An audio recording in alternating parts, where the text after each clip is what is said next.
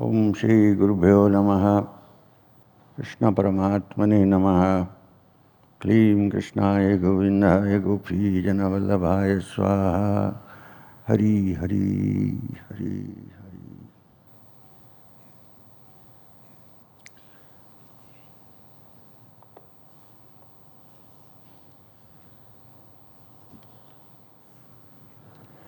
So, we had come to Bhagirath. So, Dilipa's son Bhagiratha left his kingdom in the hands of his ministers and was intent on only one thing, bringing the Ganga down to the earth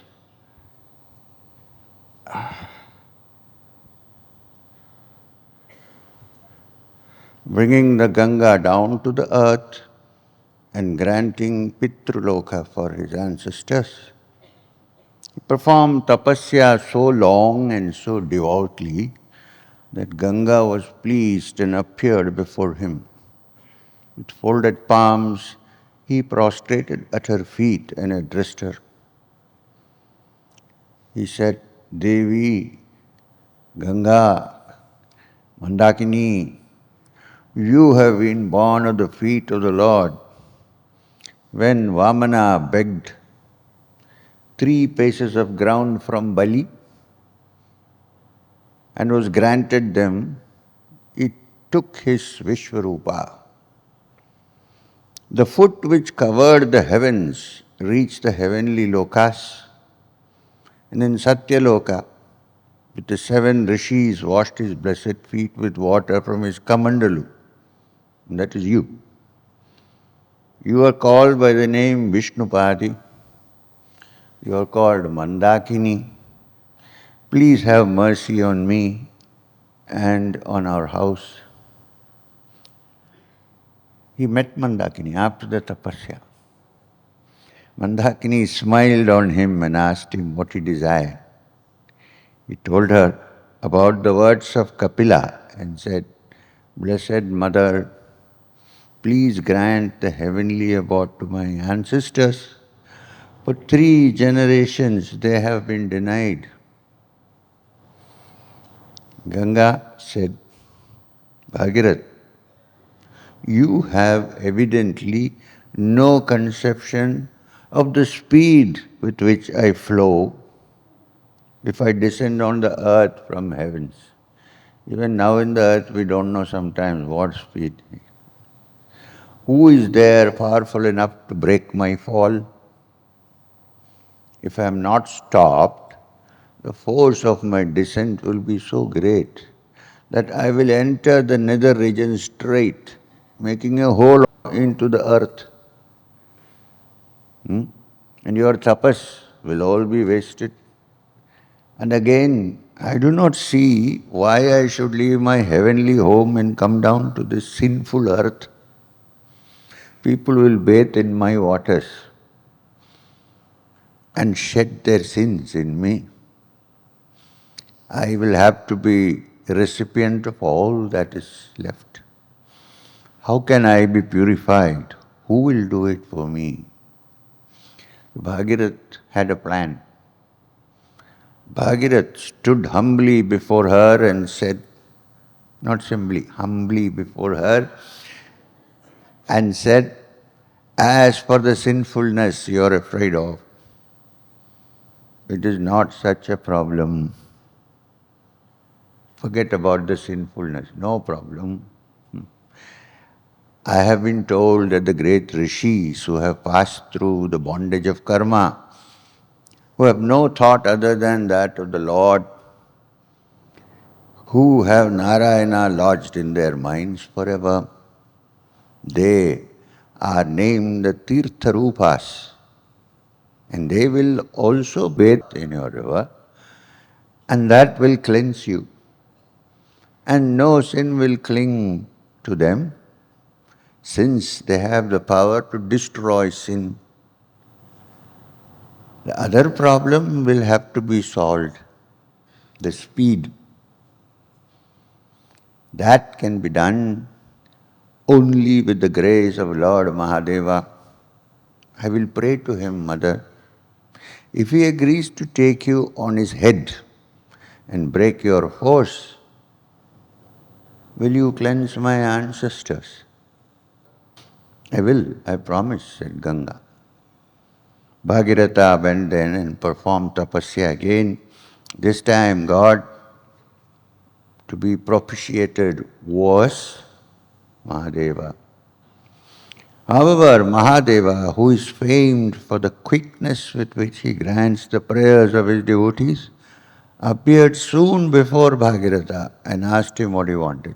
He came very fast, no problem. The suppliant king, after his eulogy, said, My lord, you know all about how my ancestors were turned into a heap of ashes because of their offending the great Kapila. The Rishi told my grandfather that they would be purified only if Mandakini comes down. The force of a descent will be so strong that there will be no strength on the face of the earth to bear it. I have therefore been praying to you, my Lord, when she comes down, please, this is my request, take her on your head, break her fall. Mahadeva looked at him for some time and he said, okay, yes. Mandakini rushed down with great force from heaven. The entire heavenly host stood watching the onrush. Mahadeva was standing with his head slightly raised, with his trident held at his back, and with his two hands. He held the trident like this. His chest was drawn forward. The snakes on his arms were swaying to and fro. The dark blue spot on his neck glowed against the gold of his skin. There was a slight smile on his lips, and the world stood in awe as the river came down. Bhagirath was also there with his eyes wide open. With his hands folded together, his heart was beating fast. Finally, his ancestors would reach the home of the Pitris. Ganga had become slightly proud of her powers. So what happened? She came down as fast as she could. Mahadeva took her on his matted locks, and a strange sight was to be seen. The river which rushed down with so much tumult was not to be seen. It was lost entirely in the matted locks of the Lord.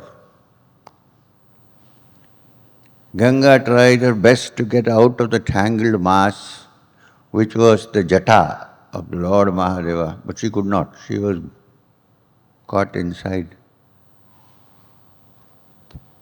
Poor Bhagiratha said, My Lord, what has happened? It's all my penance going to waste. Please have mercy on me and release this. With the same smile at the corners of his lips, Mahadeva allowed her to trickle from a strand of his hair. Mandakini, chastened and penitent, descended to the earth drop by drop. A lake was formed which was called the Bindu Saras, and also the Saptashrotas. Ganga divided herself into 7 streams. 3 of them flowed eastward and 3 westward. The 7th stream followed the chariot of Bhagiratha as he proceeded towards the cave of Kapila. Wherever she touched the earth, Ganga purified it. The entire world stood in amazement watching the scene. The chariot of the king Bhagiratha feeding, and the thin silvery trickle of Ganga following him like a daughter her father. Soon Kapila's cave was reached, and she wetted the heap of ashes which was all that was left of the 60,000 valiant sons of Sagara. They reached the loka meant for the Pitris. Mandakini, as she was called in the heavens, was Ganga on the earth. Since Bhagiratha brought her to the world, they called her Bhagirathi. Over that chapter. The Bhagavat also covers the Ramayana, but in very short.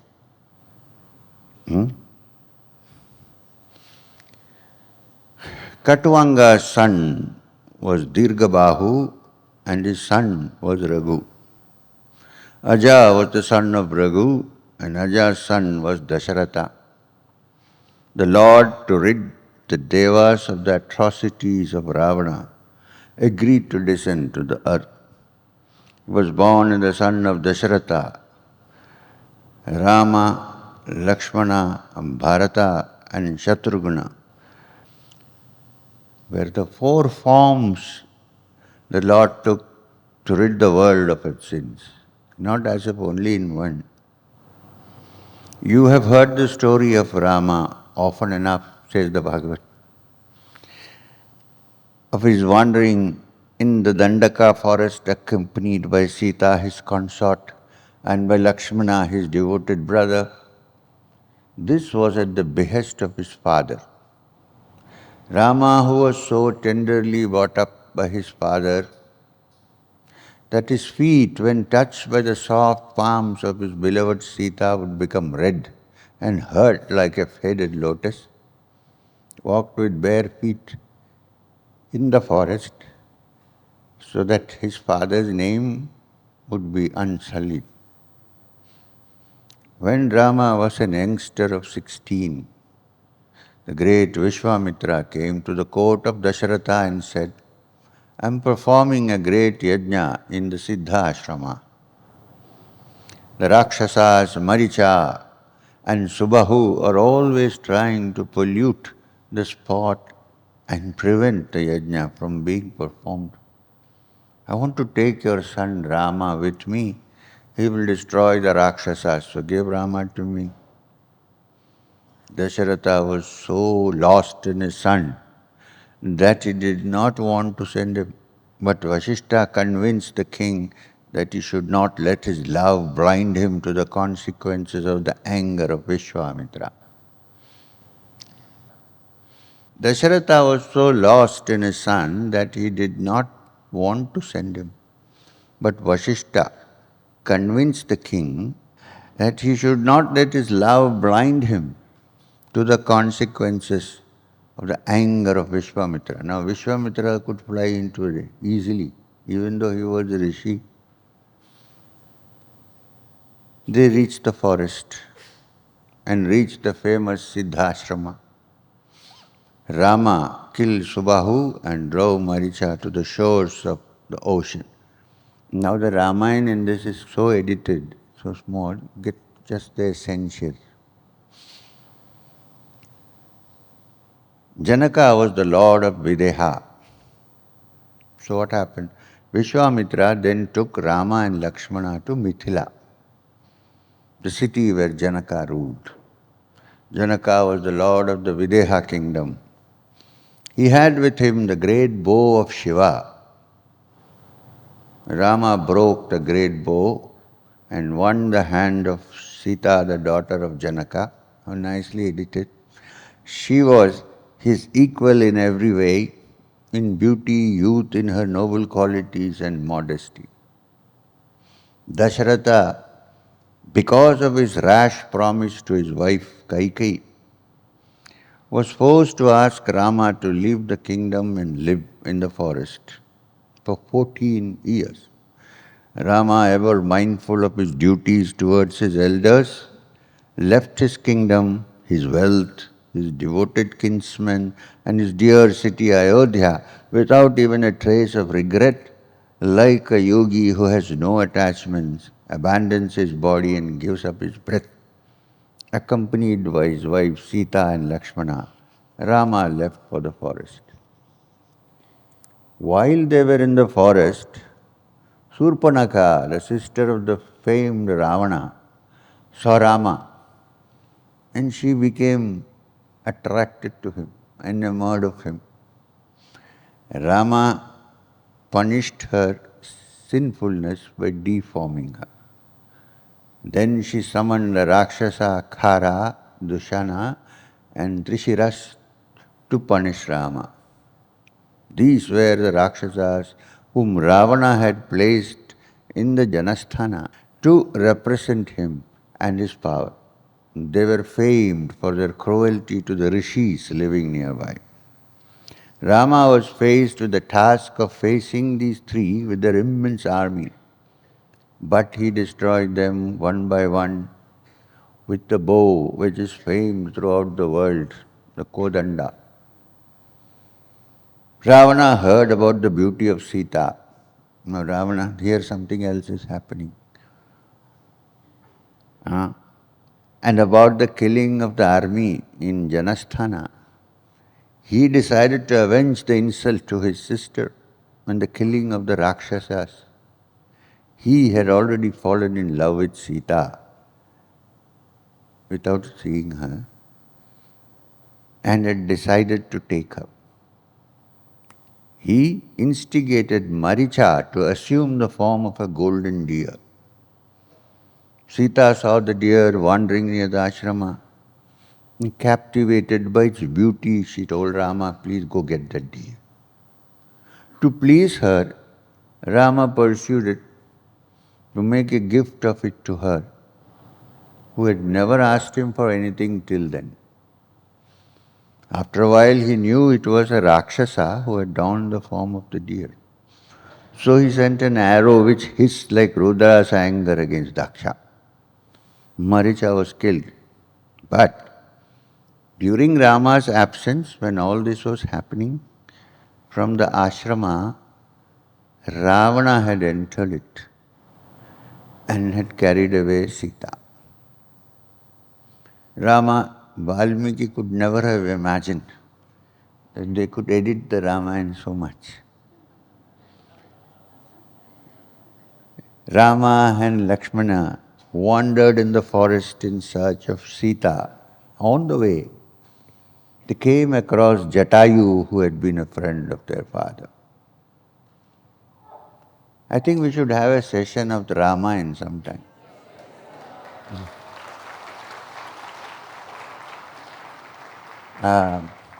Valmiki.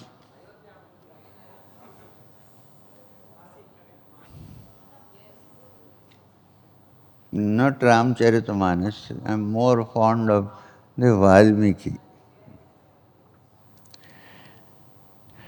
Rama and Lakshmana wandered in search of Sita. On the way, they came across Jatayu, who had been a friend of their father. He was dying as a result of his fight with Ravana. After cremating him with proper rites, Rama wandered in search of Sita with his brother, who tried his best to comfort him in his sorrow. The bereavement from Sita was too much for him to bear. He would lament and say, Lakshmana, this is the state of a man who becomes attached to a woman. I feel so lost without Sita. The brothers continued on their way. Kavanda, a Rakshasa, tried to capture them within his outstretched arms. He was eliminated. Then they reached a hill by name Rishyamukha and there made friends with Sugriva, the king of monkeys. They say monkeys, but I don't know whether it's a good translation. Some beings who are half man, half like Vanaras. Vanaras, definitely not total kapi, but Vanara. Some kapis may have also been there, of course. After killing Vali, the brother of Sugriva, and restoring the kingdom to him, now in the Ramayana, there is a dialogue between Vali's wife and Rama. It's quite an interesting dialogue. Vali's wife comes crying and says to Rama, what mistake did my husband do? And from inside, Sita in Lanka is in pain for Vali being killed. Vali's wife comes to him and gives him a whole set of rules and says, you are supposed to be the Maryada Purusha. Is this the way? Hiding behind a tree? Rama does not get angry. He explains to her the whole thing. She is still not convinced. Long dialogue. Finally she says, now I got it. You are the Paramatman. You give life, you take life. At last my heart has settled down. Very long dialogue. After killing Vali, the brother of Sugriva, and restoring the kingdom to him, Rama took Sugriva and the monkey host to the shores of the southern ocean. For 3 nights Rama waited on the shores, thinking that the Lord of the ocean would make way for him. Like Moses. When he found that he would not let him cross the ocean to the island, Lanka, Rama's anger knew no bounds. He said to the ocean, I will burn you all up, the whole ocean. The Lord of Oceans then came out with the accessories to worship the Lord and said, sorry, you are the Lord of Lords, you are in human form, you have become angry with me, please forgive me for my ignorant behavior. You asked the Vanaras to build a bridge across me and I promised to keep it afloat. They built the bridge, crossed it and reached Lanka, which had once been burned by Hanuman when he had come in search of Sita.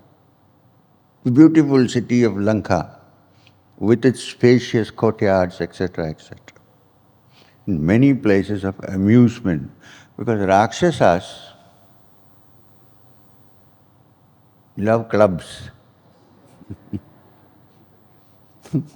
Like Indra and his hosts. So, there were many clubs, many things was going on, many places of amusement. Was being destroyed by the army of Vanaras like a lotus lake by a herd of elephants. When I did like this, I'm meaning cards, okay? Somebody did something like this and everybody was saying, what is it? Ravana was furious with Rama and his army which had caused such havoc. He sent Nikumba, Kumbha, Dhumraksha, Durmukha, Surantaka and Narantaka to fight with the enemies.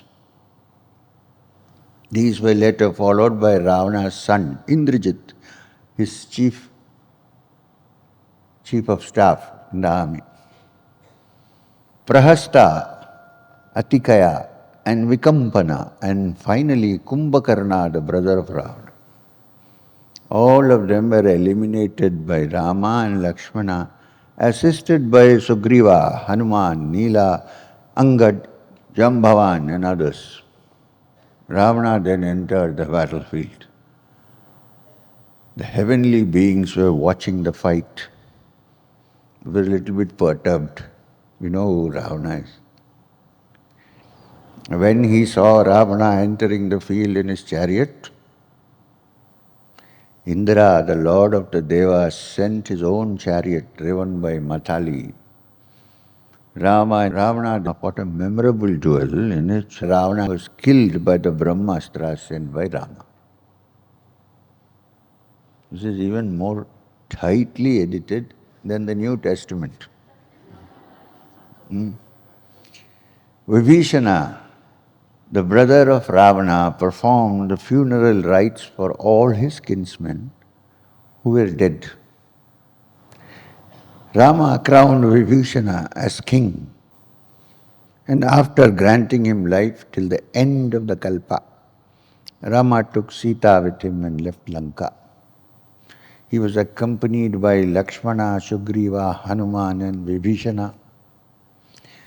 He hurried to Ayodhya where his beloved brother Bharata was waiting for him.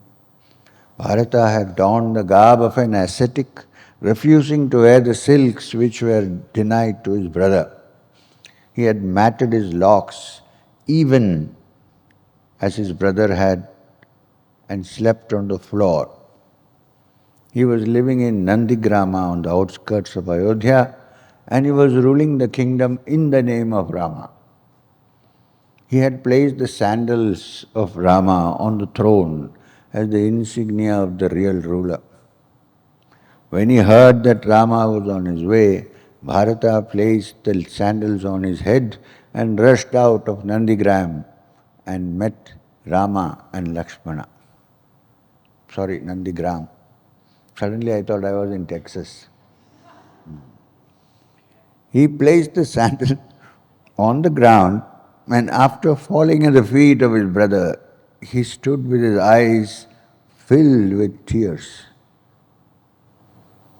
Rama embraced him and together they stood while the Brahmins chanted hymns to welcome the ruler. Rama entered Ayodhya with all his brothers and citizens. There was great rejoicing in the city. He was given the coronation bath and was crowned king. He performed several yagas and ruled the kingdom well. Once he came to know that one of his subjects spoke ill of his wife. He sneered at Rama and said, "Once a woman stays in the house of another man, she should not be allowed into the house." In his infatuation for his wife, Rama accepted her, but I would not have done so. When he heard this, Rama decided to abandon his wife, since he felt that it was the first duty of the king to please his subjects and be clear in all ways. Sita was with child and she went to the ashrama of Valmiki. 2 sons were born to her, twins, by name Lava and Kusha. Leaving her sons with Valmiki, Sita entered the earth, who held out her arms to her. Rama heard about it and was sunk in sorrow, but he remembered that a king had no right to have feelings of his own. He ruled the earth and went back to the glory which was his own.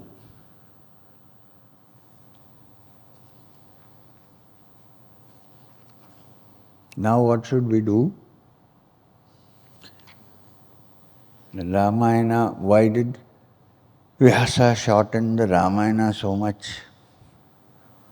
Because he was eager to go to the other. So there is something on Chandra Vamsha, which I won't read. There is something on Pururavas.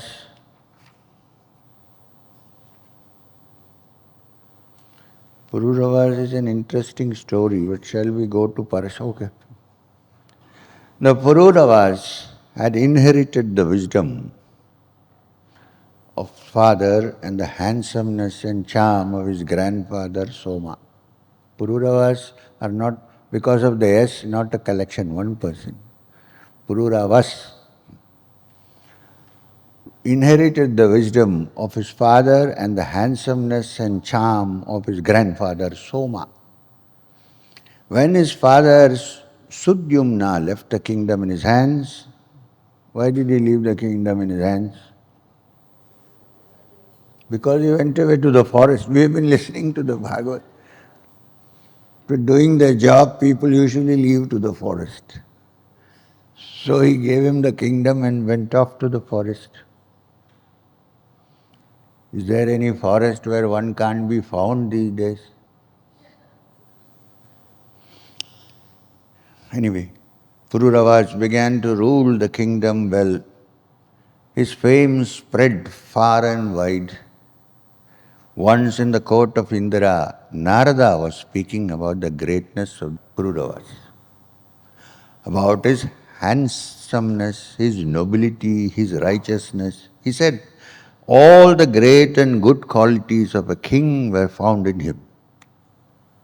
Hearing the praises of the king, Urvashi, the divine dancer, just by listening, fell in love with him.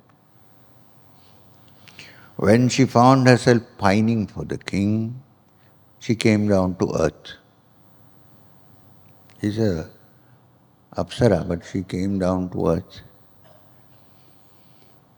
She went to the presence of Pururavas. He was taken aback at the sight of so much beauty. He's not a human being. His eyes were drinking in her beauty, and his voice was soft. When he said, "Please be seated. Tell me what I should do, please." She stood silent and her eyes spoke volumes. The king felt that he would not be given those looks and loving smiles unless she was interested in him in some way. He said, "I am enchanted by you. Now direct question, will you become mine?" Urvashi said, "When such a handsome man like you is standing before me and asking me if I will become his, can I refuse? I do not think there is any other woman on this earth or in the heavens who can resist your charm. My mind and my eyes are lost in you. I have come to you with a heart full of love for you. But then, there are two conditions which you have to fulfill. If you want me to be yours, there are two conditions." King said, already infatuated. The king said, "Command me, my love. I will do anything you say." She said, now this is very funny. "These are my pet goats." Many people have dogs, she has pet goats. "These are my pet goats. They must be protected. And again, you must promise me that no harm will come to them. The other condition is, that is only one condition. What is the other condition? I should never see you without your clothes except when we are making love. If you agree to this, I will be yours. Also, I will eat nothing. I will eat, not me." Urvashi said, "I will eat nothing but ghee. All the time only ghee." The king agreed to all her conditions and they became husband and wife.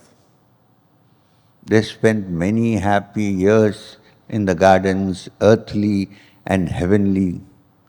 Kubera's garden, Chaitra, was their favorite haunt.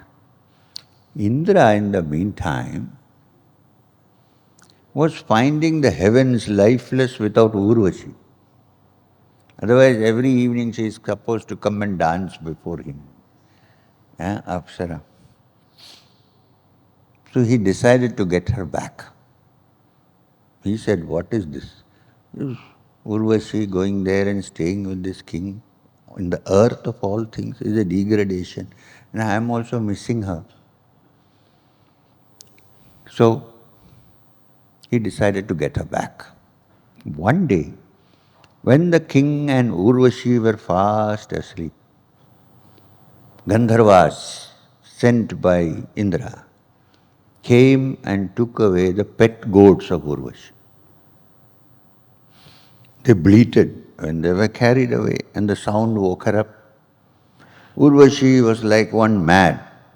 She woke up Pururavas and spoke harsh words to her. In her grief, she said, "Fool that I was to have considered you to be a hero.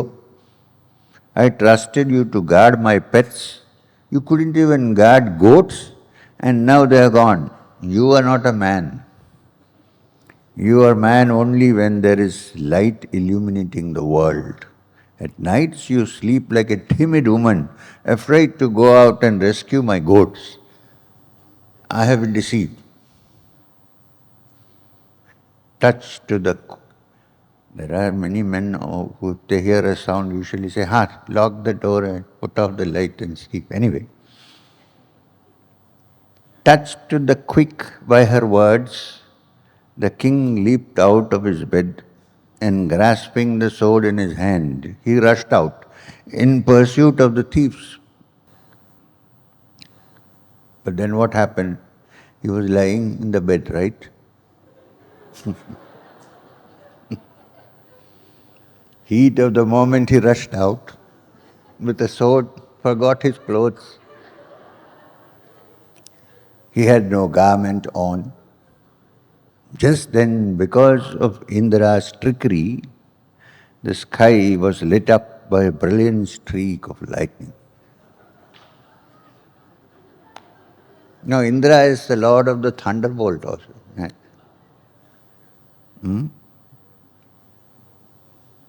See, this Bhagavat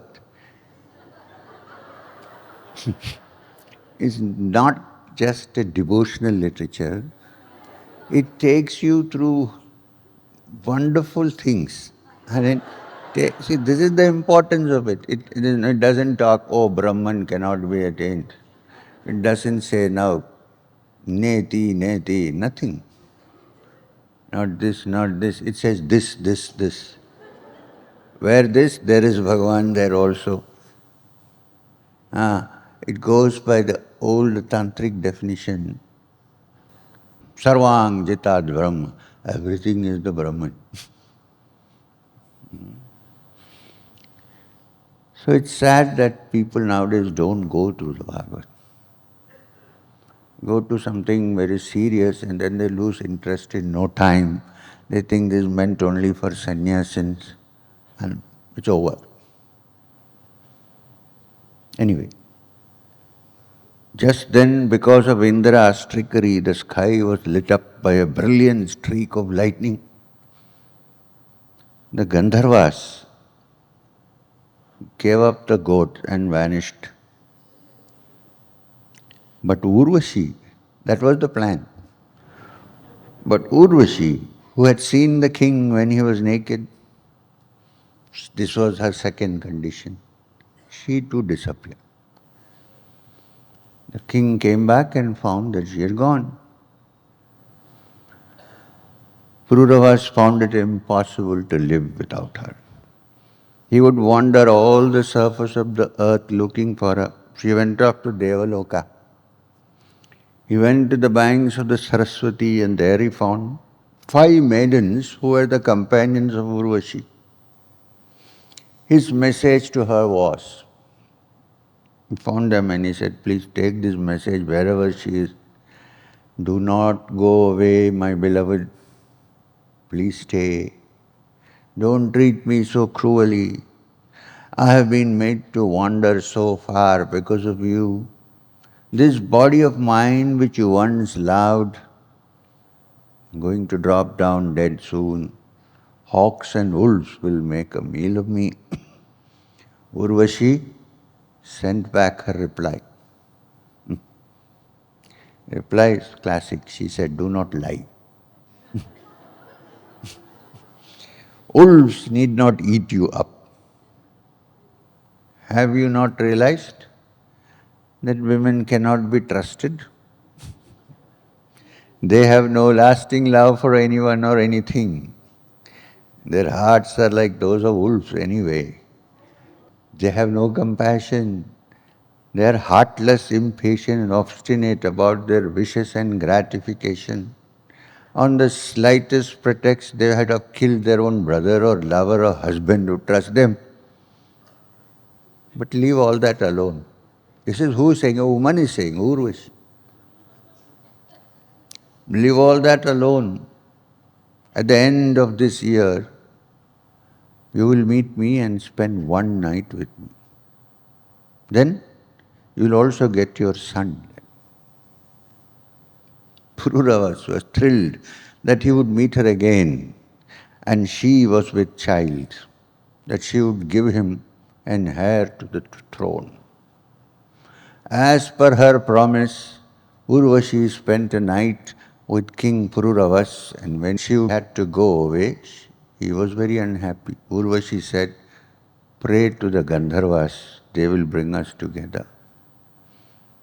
He prayed to the Gandharvas and they gave him a pot of fire. They said, "Perform the rites we tell you with the help of this pot. You will finally reach Urvashi." Of course, he didn't take Urvashi's advice seriously. He buried the pot under the tree, and that night he spent in thoughts of her. That night he dreamt of the three Vedas. In the morning he went to the spot where he had buried the pot of fire. He rubbed the pieces of arani as had been instructed. He found fire being formed. The fire assumed three forms to represent the three fires presided over by the three Vedas: Grihapatya, Avahaniya and Dakshinagni.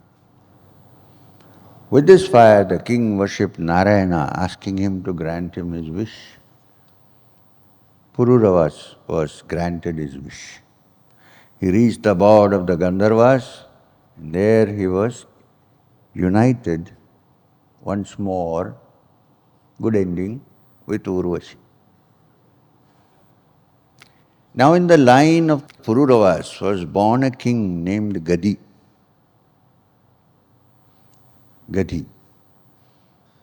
His daughter was Satyavati. Ruchika, a Brahmin, came to the king and asked for the hand of his daughter in marriage.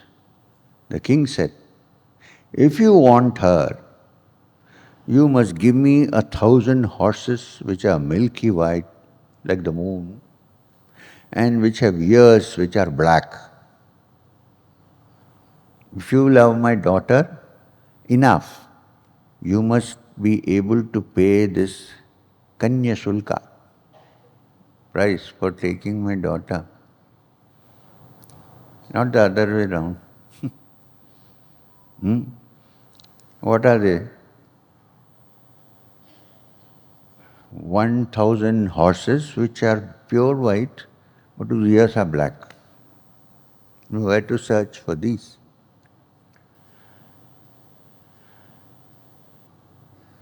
We are usually not in the habit of asking for such things. But I want to see how much you love my daughter." Ruchika went to Varuna, the lord of the oceans, and asked him to help him. He came back with 1,000 white horses and claimed the hand of the king's daughter. Gadi was quite satisfied that his daughter would have a loving husband and gave Satyavati to Ruchika. Now Gadi had no son and Ruchika did not have one either.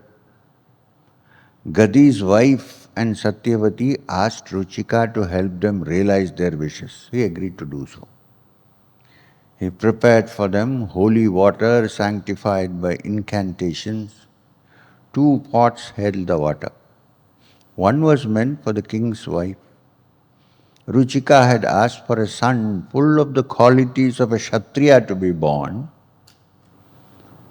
to the woman who drank out of the pot. The other pot, which was meant for his wife, contained water which would grant a son with Brahmanical qualities. Having placed them in the ashrama, Ruchika went to the river to perform his daily sandhya. The 2 women came into the ashram and saw the pots of water meant for them. The queen, Gadi's wife, had a suspicion that Ruchika would naturally be partial to his wife. She thought that the charu meant for Satyavati would be better than the one meant for herself. She wanted her own son to be superior to her grandson. So she told Satyavati that no harm would come if they exchanged the pot. 2 pots, you take this, I take this. Since both were meant to grandchildren, so what does it matter? Satyavati was very sweet by nature. She said, okay, I'll have this, you have that. And before Ruchika came back from the bath, they drank the water. Now, Satyavati later told him about the suggestion of her mother about the exchange of pots. He was very upset with them for their foolishness. Why did you both do it without asking me? He said. Since you both wanted sons, I prepared the water for your mother so that her son will have the qualities of the Kshatriya. And I prepared for you was to give you a son who has the qualities of a Brahmana. All that is changed now. Your brother will be a saintly person while your son will have the nature of a Kshatriya. Satyavati was greatly upset and fell at his feet. He said, how can we change the situation now? Ruchika said, I can only do one thing. I can shift it by one generation. Your son will be sweet-tempered, but your grandson will be the one to inherit the nature of a Kshatriya. Satyavati gave birth to a son called Jamadagni. He was saintliness personified. He was gentle and affectionate like his mother. When Satyavati died, she was transformed into a river by name Kaushiki, and it was reputed to purify the world. Jamadagni, the Bhargava, married Renuka, and 5 sons were born to them. They were Vasuman, Vasu, Vasusena, Rumanvan, and Rama. The last one was Rama. It was this Rama who had been born with the qualities of a Kshatriya. He became known the world over as a hater of Kshatriyas later on. He was said to be the avatar of the Lord born to rid the world of sinful souls, sinful kings like the Hehayas. Rama was the personification of the gunas of Rajasa and Tamasa. It was well known that the smallest insult was felt to be enormous by Rama, and he would not rest until he had punished the offender. He was a Kshatriya by nature. But since he was a Brahmana by birth, he was bent upon punishing the Kshatriyas who did not respect the Brahmana.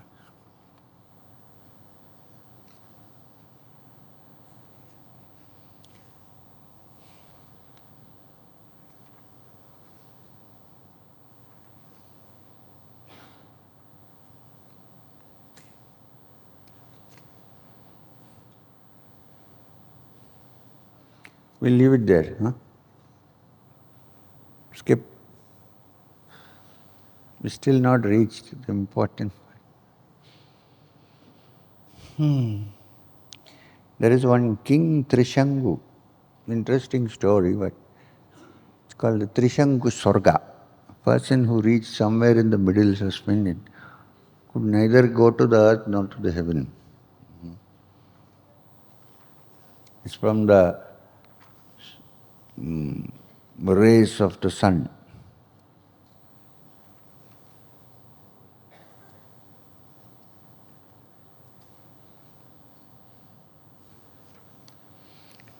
In between, I'll read a little bit about Vishvamitra. Kaushika abandoned the north and walked towards the east, and there he performed tapas. For 1,000 years he was silent, and the world as well as the celestial world were all burnt up by the fire of his tapasya. Kaushika had become as thin as a stick, and he had surmounted several obstacles placed in the way of his achievement. He banished anger completely from his mind. One day, he broke his fast and cooked some rice for himself. Just as he was about to eat it, Indra, taking the form of a Brahmana, came to him and begged for food. Now what to do? Kaushika spoke not a word and gave him entire food to eat. It had now become more intense, his tapasya. Even the air which he was breathing, he had controlled so well that he could stay without breathing for a long time. Smoke began to emanate from his head, and the world was suffering because of his tapas. Indra and the Devas went to Brahma and told him, Kaushika has now begun to glow with the greatness of his tapasya. If you do not grant him what he has been wanting all these years, his tapas will destroy all the three worlds. His glory is so great, the sun and the fire have lost their lustre. The seas are lashing their waves in torment and the mountains are spitting fire. The earth is trembling, there is storm in the skies. Kaushika is like the fire at the end of time. It is up to you to save the world. Brahma hurried to the presence of Kaushika and said, Welcome to you, Brahmarishi. We have been pleased with the tapas that you have performed. With your own efforts, you have achieved the status of a Brahmarishi. May you prosper. Why did he say that? Because Vishvamitra was a Kshatriya. Brahmarishi is a Brahmana. So by his own efforts, not by birth, Vishvamitra has become a Brahmarishi. And you know that the most important mantra in the Rig Veda, the Rishi, is Vishvamitra, the Gayatri. Kshatriya can become a Brahmarishi. A Brahmarishi by his deeds can fall down to the lower levels. The border is very thin.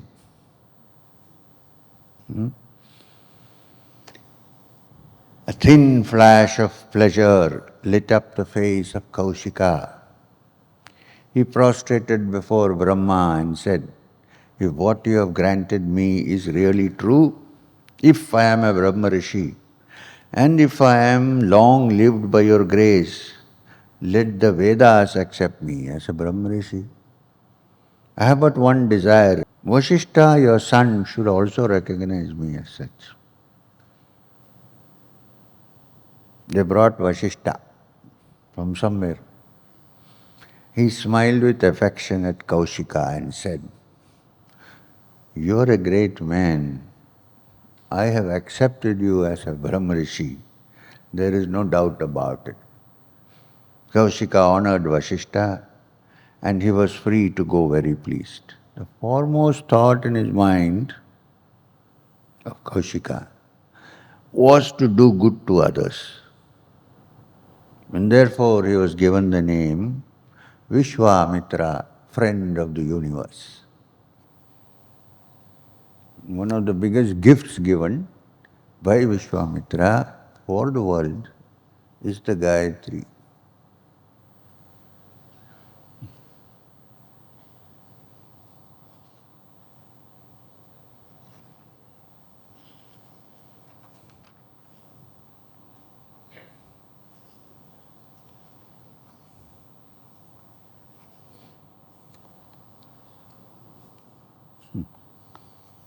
Ranti Deva, we shall leave. Ganga and the Vasus, we shall leave.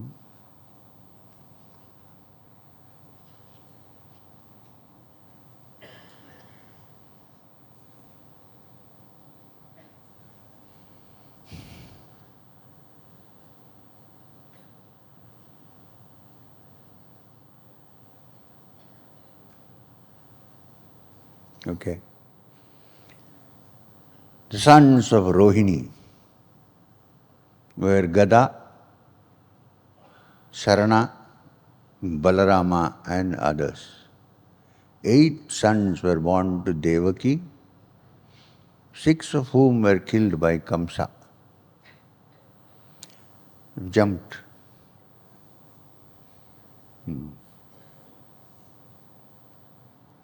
The 7th was Balarama, who was first conceived by Devaki and later placed in the womb of Rohini by Vishnumaya. That is also possible. You get the child somewhat developed, places in the other womb. Lord Narayana was born as the 8th child of Devaki and Vasudeva. So this is the central part of what the Bhagavad is about. All the rest were kind of warming up exercise. But to set things right in the proper perspective, what the Bhagavad thinks about human beings, rishis, what is their relation to each other, who are gods, who is Narayana, all this is covered in the beginning. Then we come to this part. Now, 8th child of Devaki and Vasudeva, Narayana was born. When there is a dearth of dharma on the earth, when there is an increase in adharma, the Lord decides to be born in the world of men. And this is not it. Once. Sambhavami yuge yuge. To rid the earth of kings who were drunk with power, kings who were asuras in the form of human beings. The Lord was born in the Yadava house. Unrighteousness of the Lord of the earth were choking her. They had to be destroyed so that the earth could be cleansed with the blood of these lusty Kshatriyas. For this purpose, the Lord with Balarama, the image of Ananta, appeared in the family of the Vrishnis. Balarama was Ananta, the snake, and Krishna was Narayana himself.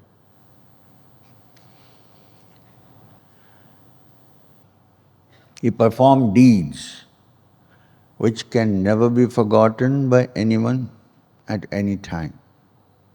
So glorious was the avatar of the Lord that it is called a Purna Avatara, the best. During Kali, the 4th quarter of the time, the world is full of sinfulness. It will be the fame of the Lord during his birth as the son of Vasudeva, which will rid men of sorrow again and again from pain and ignorance. Listening to the feats of Krishna even once is enough to rid one of the vasanas caused by karma. It is as pure as the achamana performed in waters of the purest of tirthas. He was beloved of the Bhojas, the Rishnis, the Andakas, the Madhus, the Surasenas, and the Dasharhas. Even more dear was he to the Pandavas. His form was beautiful. His glances were kind. His smile was captivating. His words were ever full of dignity. His prowess was well known. And with this avatara, the Lord charmed the world. With his ears decorated with earrings shaped like a fish, with his smile captivating all those eyes which rested on his beautiful face, this Krishna performed glorious deeds and pleased the earth. He was born with his own form, with the Shankha and Chakra and 4 arms to Devaki, to show them that he had kept his promise, and a few moments later went back to the shape of a child. He was brought up in Gokula. He destroyed so many asuras and later many achievements were his. He lived on this earth for 125 years and then went back to the heavens where he came from. He lived this glorious life on earth for the good of mankind. Now this is an introduction. Continued. Sukha. You know that it all started Sukadeva teaching Parikshit, talking to Parikshit. Before 7 days it has to be completed. Because 7th day Takshaka is coming to bite him. So Sukha then stopped talking. Parikshit was waiting for him to continue the narration. But the rishi was lost in meditation. He had told the king about Vasudeva and Devaki, and his mind now rested at the feet of the Lord, who had taken a name and a form to rid the world of the poisons which were choking him. Sukha saw in his mind's eye all the many actions of the Lord. Tears were flowing from his eyes. He could not speak for a while. He opened his eyes after a few moments.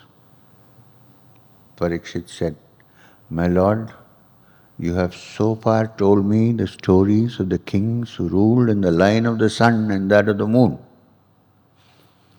And you told me about the line of Yadu which was chosen by the Lord for his next avatara. You told me that Krishna is the Sampurna avatar of the Lord and that Balarama is the image of Ananta. Please tell me in great detail the many events in the life of that great being during his life on earth. People like you who have gone beyond the reach of desires sing the praises of Krishna daily, eternally. Listening to the praises of the Lord, man is cured of the dread disease by name birth and death. Even one who has committed the sin of killing a cow is absolved of his sins if he listens to the stories of the Lord. A mukta, a mumukshu, or a vishayi, all three of them reach salvation sooner or later. A mumukshu wants to attain moksha, release from earthly ties, and his attempts are rewarded. Even a vishayi, one who is still wallowing in the mire of name and form, samsara, has hopes of salvation if only he makes a sincere attempt to listen to the stories of Krishna. Apart from all these considerations, I have another great impulse which impels me to listen to his stories.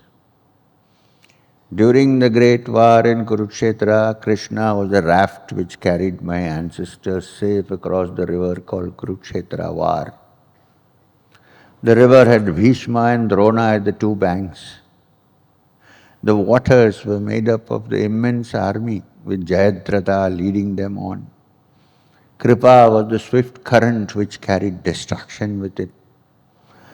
Karna was the mighty waves which rose high to drown the Pandavas.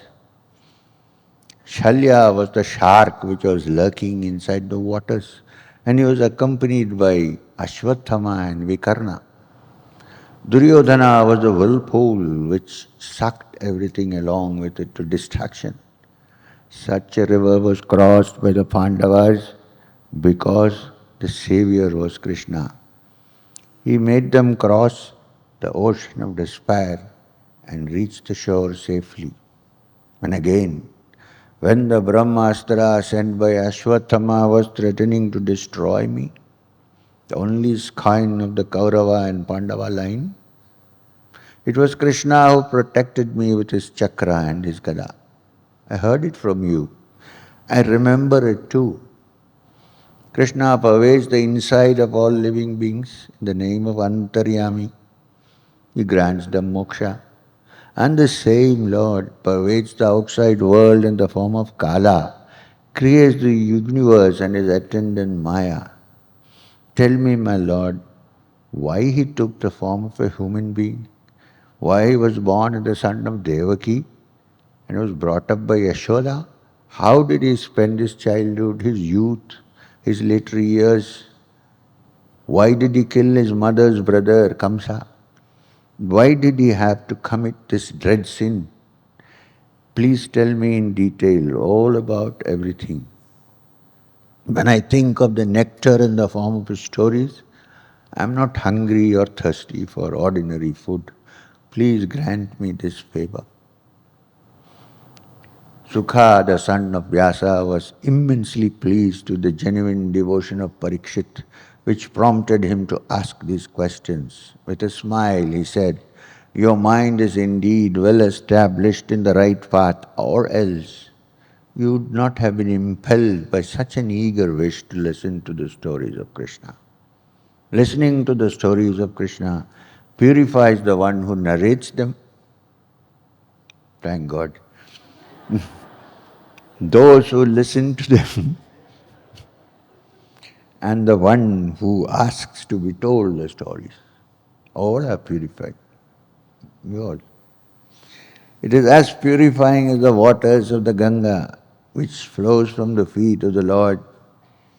Listen to me carefully, and I will tell you in great detail all the many events which led to Lord Narayana deciding to be born on this terrible earth.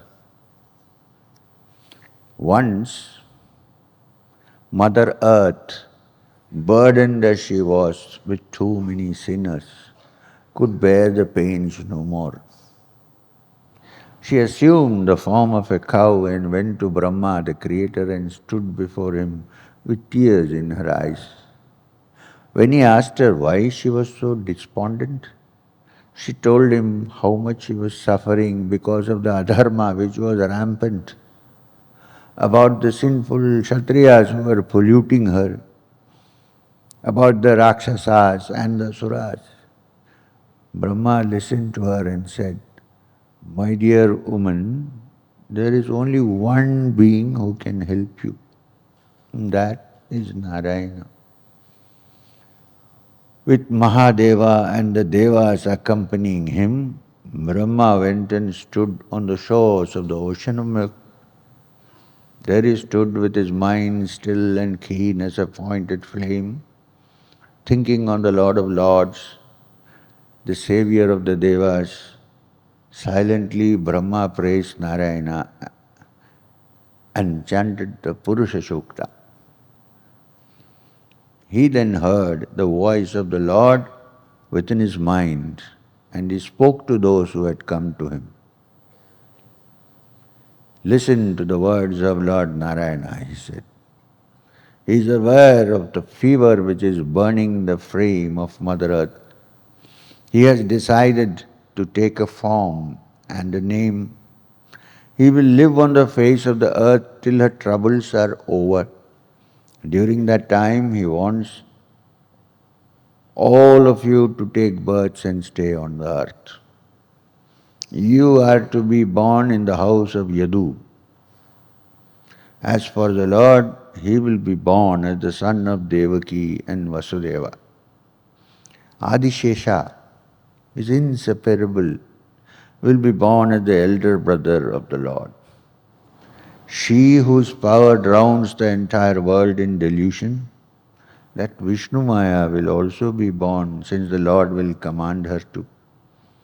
And so with all the denizens of the heavens born on the earth, and with Lord of Lords walking the earth for a while, with the sole purpose of destroying evil, the world will be cleansed of all her sins and sinners too. Mother Earth was thus comforted, and all the Devas went back to their abodes with great joy in their hearts, since the world would soon be rid of her pain. Shura was the lord of the Yadavas. Yadavas were the descendants of Yadu, the son of Yayati. His kingdom was divided into two parts, Mathura and Shurasena. There were two brothers by name Ugrasena and Devaka. Ugrasena was ruling the kingdom by name Mathura. He had a son called Kamsa. Devaka had a daughter named Devaki. A marriage was arranged between Vasudeva and Devaki. Vasudeva was the son of Shura. Kamsa was very fond of his sister Devaki since he had no sister of his own. After the marriage celebrations were over, Vasudeva made preparations to take his bride home. 100 golden chariots were to form the escort for the jewel chariot which was carrying the newlyweds. Devaka had given 400 elephants, 15,000 horses, 200 beautiful maidens, and 1,800 chariots as a gift to his daughter when she left. Auspicious music was played while Vasudeva and Devaki took their seats in the beautiful chariot. Kamsa came near and asking the charioteer to descend, climbed on to the place himself and took up the reins of the horses in his hand.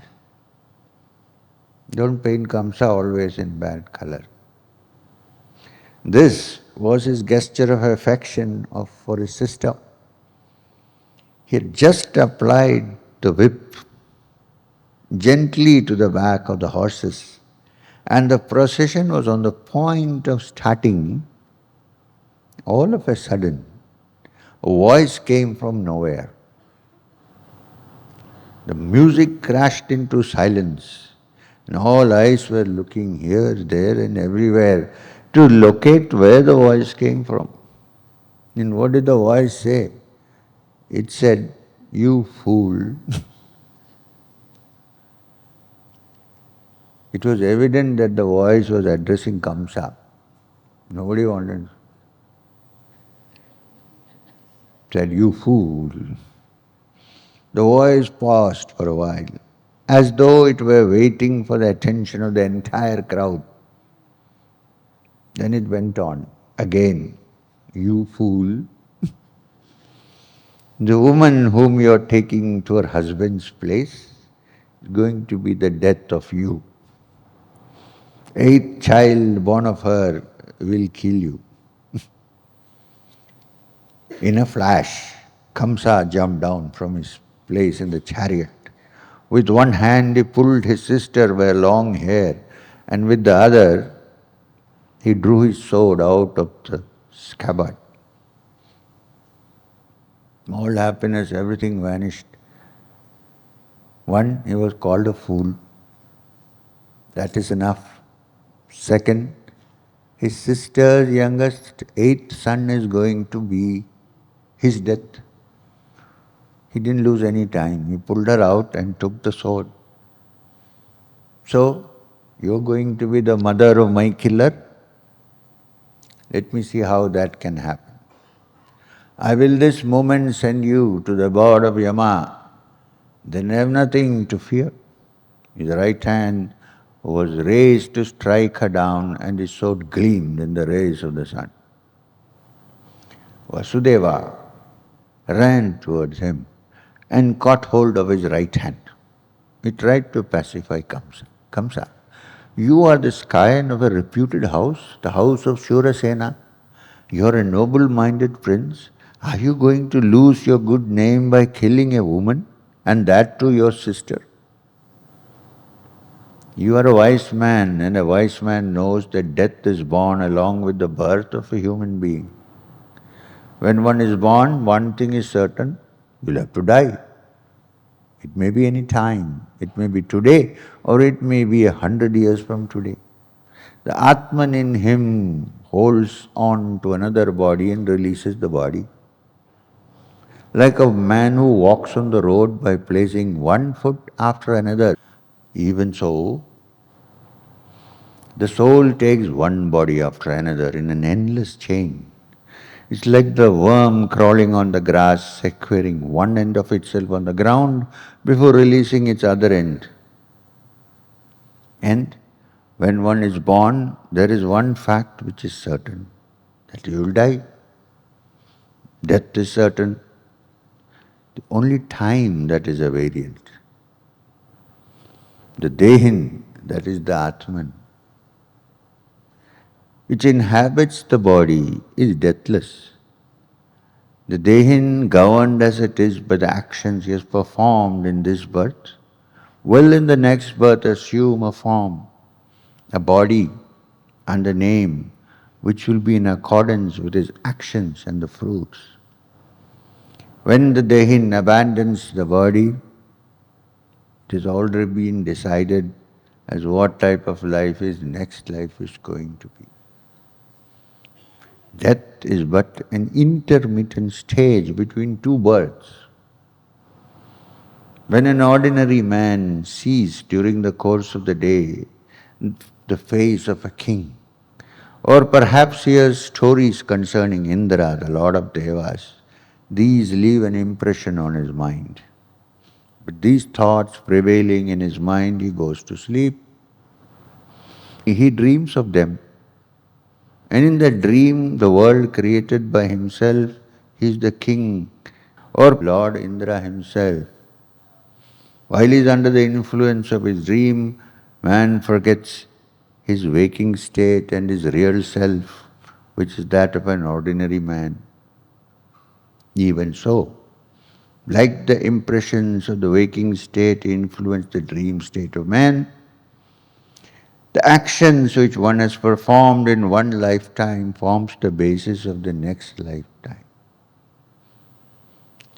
The next birth of the Dehin, the Atman.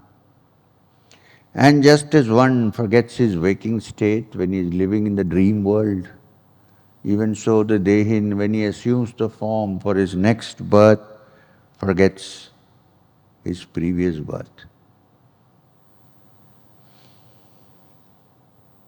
And he also, the lecture is pretty long. Skip it. And so, the thought that one Atman will hurt or kill another Atman is foolish. And being under the delusion that someone will hurt you, and so if you kill the person, actually it's foolish. You are a prince, Kamsa, a scion of a noble race, and you are extremely fond of your sister. How is it that all your love for her has suddenly gone, all of a sudden, because you heard a voice? How can you find in your heart to kill your only sister who has just been married? Hardly a few hours have passed since she was given to me. Her eyes are now wide open with fright and her form is trembling. Her eyes are streaming with tears. It's not right that you should kill this poor innocent maiden. Put up your sword, Kamsa.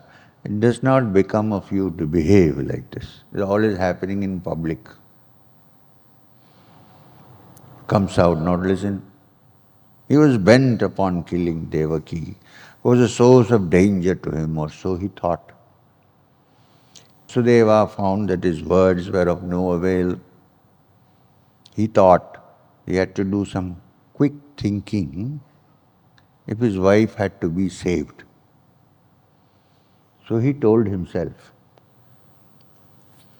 a wise man should use his wits to try to avert death which is imminent. If after one's attempts the killing is not averted, then one has no regrets. It is up to me to think of some way out of this danger to the wife. I will talk to Kamsa and tell him that I will make a gift of her sons to him. Anyway, my sons are not yet born. Let me wait and see what happens before they are born. She will at least be alive till her children are born. Who knows? Death may come to Kamsa before it happens. Even if he is alive when my children happen to be born, maybe he will die at the hands of my sons. The heavens have prophesied it, and the words cannot be false. When a forest fire is raging, one or two trees may remain untouched by the fire, by pure chance. This is but fate. Even so, Devaki, if she is fated to live, may live in spite of the danger to her now. There is nothing wrong in trying to pacify Kamsa. With a face unruffled by the sorrow inside him, Vasudeva said, Kamsa, the heavenly voice did not say that Devaki is going to kill you. The danger is from her kids, from her children. I promise to give the children to you as soon as they are born. Spare the life of this young bride of mine, this dear sister of yours. Kamsa thought for a moment and felt that Vasudeva's suggestion was good. He lowered his sword and said, okay, go. So be it.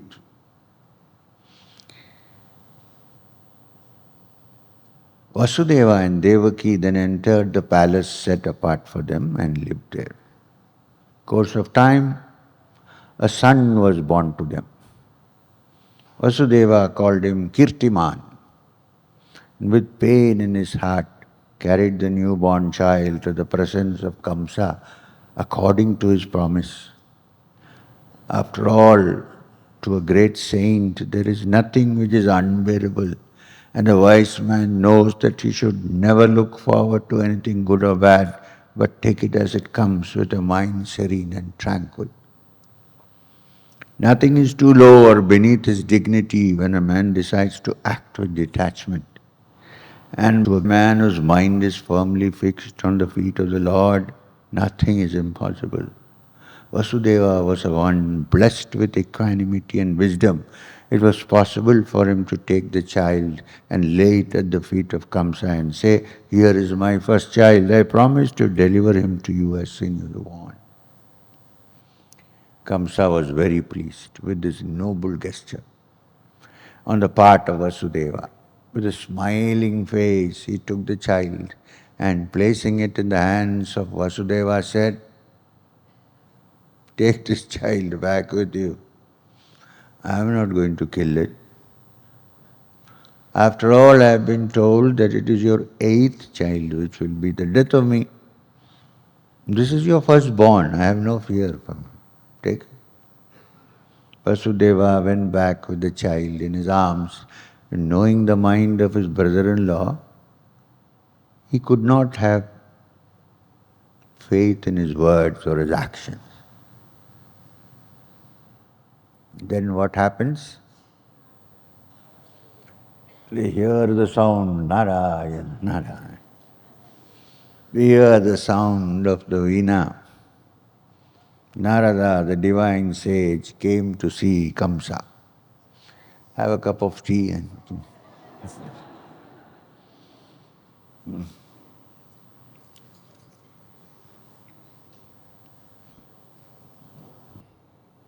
Shri Krishna Chaitanya Prabhu Nityananda Shri Dvaita Gadadhara Sivasari Gaur Bhaktavinda Hare Krishna Krishna Krishna Hare Hare Ram Ram Hare Hare. Okay. और फिर मैं भी हाथ ऊपर. This is the earliest gesture of hands up. No weapons, I am free. Hari, Hari. So Vasudeva, where we stopped, went back with the child in his arms, but knowing the mind of his brother-in-law, he could not quite have faith in his words or his actions. Now, there is something happening in the drama now, because somebody has come with his veena again, saying Narayana, Narayana. Narada, the divine sage, came to see Kamsa. He spoke to him about many things. Among them was the news that the cowherds in Gokula, with Nanda as their head, the wives of the Yadavas, their cousins, their friends and kinsmen, and many others were all devas born on the earth at the command of Lord Narayana. that the purpose of their birth was the destruction, nay, the annihilation of all asuras. Narada had to do that, right? Kamsa was taken aback at the news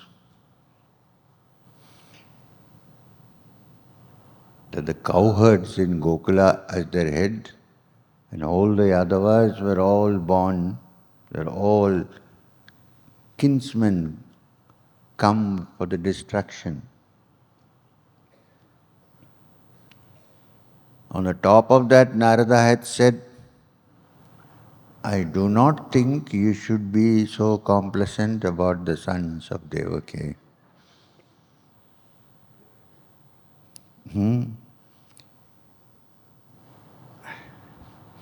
The unseen voice proclaimed that her eighth child would kill you, and so you are allowing the first child to live. Think for a moment. What exactly does eight mean? If you count backwards from the eighth, the first one becomes the eighth. If from the second, again the first one will be the eighth. If you count from the third, the second one will be the eighth, and so on. I do not think it is wise on your part to be careless about this vital matter. After sowing the seeds of doubt in the mind of Kamsa, the rishi said Narayana and rose up into the sky. Kamsa was now almost sure that the newborn child was Narayana and that it was born to kill him. He rushed to the house of Vasudeva, snatched it from the mother's hand, killed it. And he kept on killing every child as soon as it was born. It is not a feat that in this world a man who is greedy enough to save his life at the cost of another's will not hesitate to kill his father, mother, brothers, friends, in short, everyone else. Kamsa was also such a man. And again Narada had told him that he was himself an asura, by name Kalanemi, who in his previous birth had been killed by Narayana. And so he was sure that the child of Devaki would surely kill him if he did not take proper precautions. Kamsa began to hate the Yadavas and he started harassing them. Ugrasena was the ruler of the kingdom of Edu, Bhoja and Andaka. Kamsa did not hesitate to suppress his father and put him in prison. He then began a tyranny over the entire kingdom. Who created this problem? Narayana, Narayana. Jarasandha, the king of Magadha, had given his daughters to Kamsa in marriage. And so Kamsa had many powerful allies. He had Jarasandha, Pralambha, Baka, Chanura, Trinavarta, Aghasura, Mushtika, Arishta, Dvividha, Putana, Keshi, Dhenuka. Excepting Jarasandha, all the others were asuras. Along with these, many kings were friendly with Kamsa. The Yadavas, harassed as they were by Kamsa, took refuge in countries like Kuru, Panchala, Kekaya, Shalva, Vidarbha, Nishada, Videha and Kosala.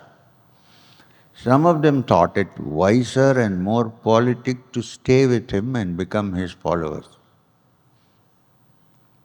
6 of Devaki's children had been killed.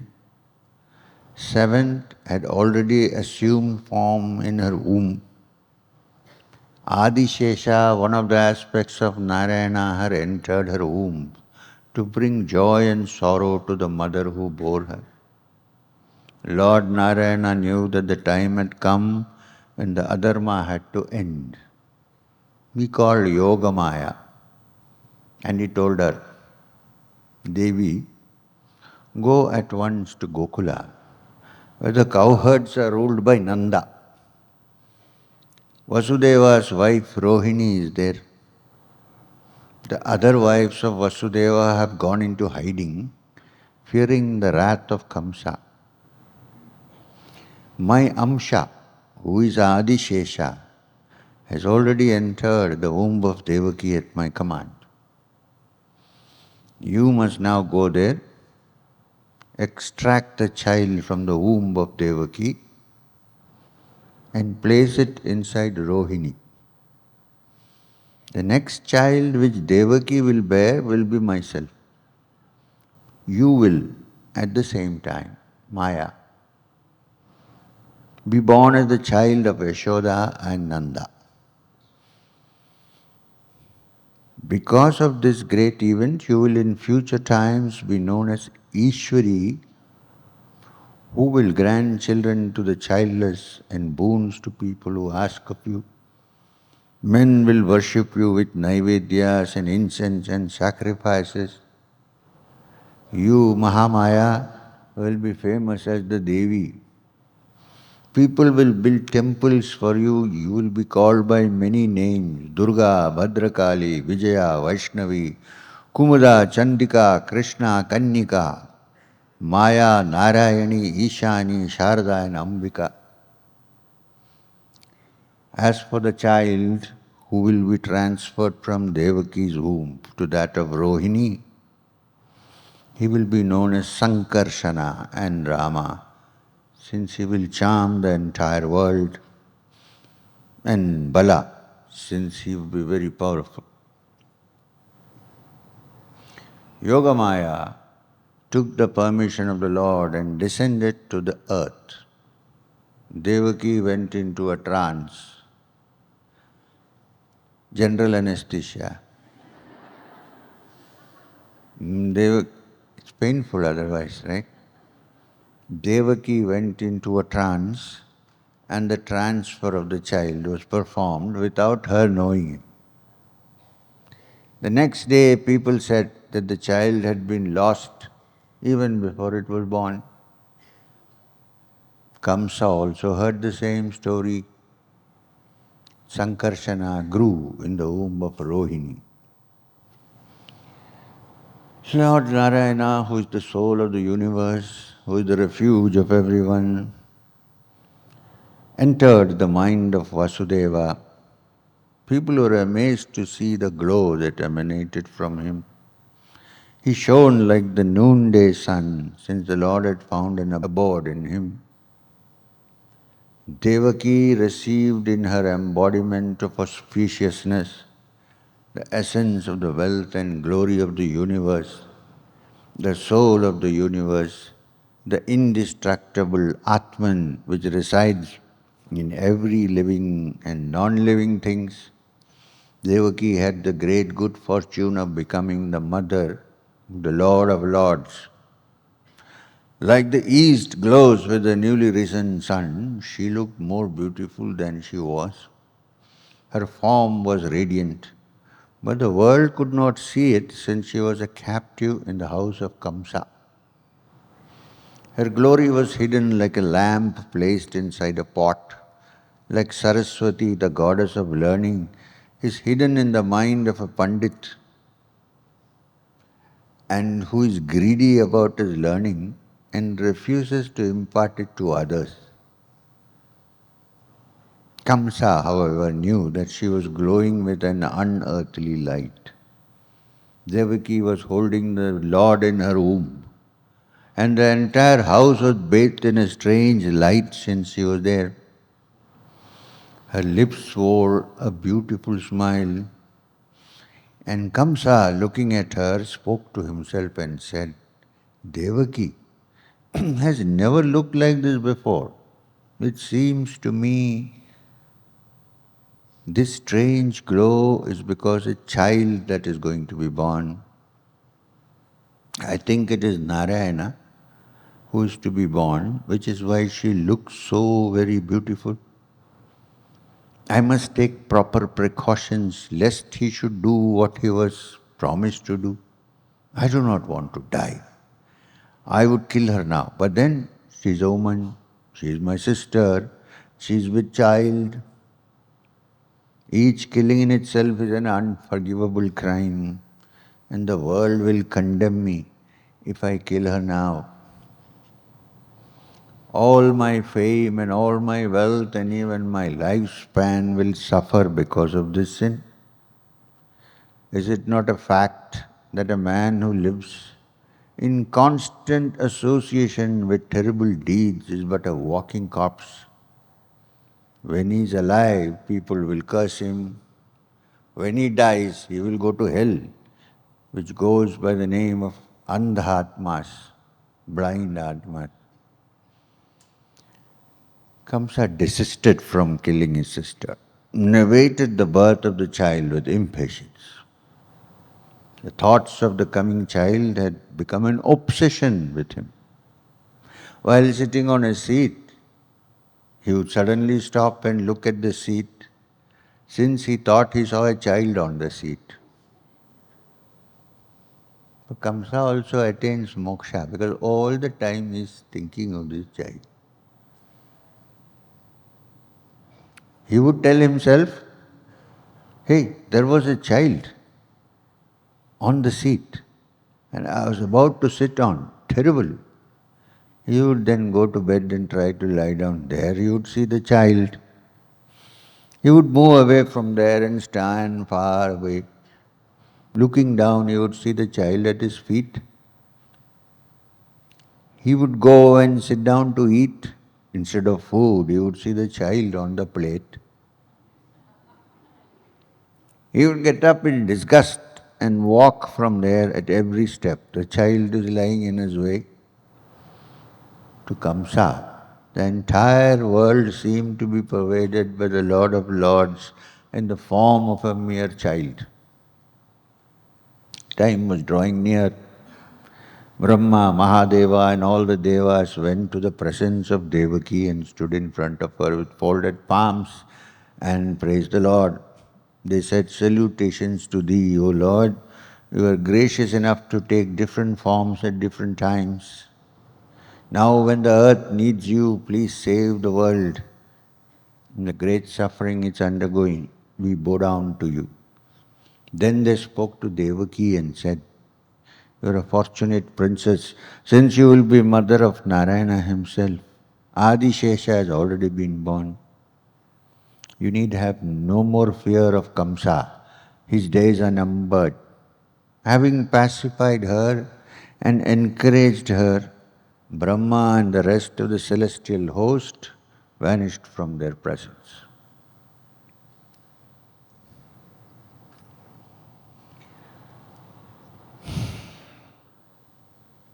The time was auspicious.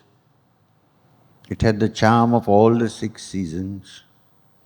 Planets and the stars were in positions to shower peace and joy to the world. The 4 quarters were clear and placid. And the star Rohini was in the ascent, the star which is governed by Prajapati. The sky was clear and studded with stars which were shining brilliantly. The waters in the rivers were clear and sweet. The lakes were filled with flowers, lotuses, utpalas. A gentle breeze was blowing and it brought soft, intense scents of the flowers with it. The fires which were kindled by the Brahmanas were burning without smoke. An air of peace and tranquility pervaded the earth. The minds of all men were happy for no reason. But one man was unhappy, Kamsa. The divine Dundubi was being played in the heavens. Kinnaras were singing, and so were the Gandharvas, Siddhas and Charanas were chanting words of praise. The Apsaras and the Vidyadhara women were dancing with abandon. The Devas and the Rishis showered flowers on the earth. there was heard a great rumbling from the clouds, which was like the roar of the ocean. It was midnight. The Muhurta was Abhijit. And Narayana, who is in the hearts of everyone, was born to Devaki, the wife of Vasudeva. Remember this line. Narayana, who is in the hearts of everyone, was born to Devaki, the wife of Vasudeva.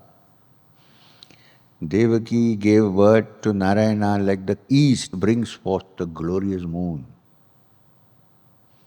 Vasudeva looked at the newborn child. He was amazed. It was not an ordinary child, because Narayana appeared when he was born in his real form. 4 hands, 4 arms. He looked at the lotus eyes, at the 4 arms, at the Shankha, Chakra, Gada and Padma, 4 hands. Vasudeva saw the famed mark on the chest of the child known as Srivatsa. The jewel Kastuba was gleaming on his neck and he was wearing yellow silk, dark, he came fully dressed. Dark as a rain cloud. He made the entire palace shine with the splendor of his crown. His earrings, which were shaped like a fish, with the glory that was himself. Vasudeva looked at this glorious form, kept on looking without moving his eyes, fascinated. It looked as if he was drinking the beauty of the child. Then he came to his senses, realizing that he had just become the father of a child and he had to perform the usual rites for the child. So he worshipped 1,000 pandits with his clothes dripping with holy waters of the river. He gave away 1,000 cows as gifts. All this he did in his mind, promising he would do it all the moment he could so. Vasudeva then placed the child on the ground. With folded palms, with his head bowed down, he spoke words of prayer. To whom? To the Paramapurusha. He then said, in your infinite kindness to the earth and to poor Vasudeva and Devaki, you assume the form of a human being. How can I speak the words that are coming to my lips? I am no longer unfortunate. I am the most fortunate. Great is your mercy on us. Devaki then said, you are the sole destroyer of everything. Please have pity on Mother Earth. Put an end to the tyranny of Kamsa. Please do not let Kamsa see you in this form. The form which is granted to the sight of very few. It is not meant for ordinary eyes like mine to dwell on your divine form. Please hide this glorious vision. Your birth has made me sad. Unlike other mothers, I cannot keep you for myself. You know, my Lord, how Kamsa has killed all the children that have been born. He must now be rushing towards you with his sword held aloft in his right hand. Let him not see you in this form. He does not deserve this. The Lord said, Devaki, you are the purest of women. In your previous janma, you were born in the line of Swayambhu Manu, and your name was Prishni. This Vasudeva went by the name of Sutapas. You both are commanded by Prajapati to create, and both of you did so much tapasya. After all the severity of the penance you had performed, you would have asked for moksha, release from human bondage. But you didn't. When it was asked, what do you want? You said, you be born as my son. You then became involved in the pleasures of the world in course of time. I was born to you. I was called Prishnigarbha and became famed for my good qualities. Later you both were famed by the names of Kashyapa and Aditi. I was then born as your son. Upendra was my name, better known as Vamana, who stopped Bali's yajna. This is the third time I am born as your son. This is not the first time. It is to prove to you that Narayana has kept his word and that he would be born again as your son, that this form was assumed by me. If you do not see me in my real form, you will again get involved in the maya of the world and will be unable to attain moksha. But now, you will think of me as your son and also that I am the Supreme Brahman. After this birth, you will attain moksha. That you can be sure of. This is the last. The Lord was silent even as they were looking on. His divine form was lost and he became an ordinary child in their eyes. Vasudeva had been commanded to take the newborn child and leave it in Gokula, in the house of Nanda, the chief of the cowherds. He was to bring back with him the child which had been born to Yashoda, the wife of Nanda. Vasudeva and Devaki were wondering how this could be done, considering that the doors were all locked and armed guards were stationed at every doorway.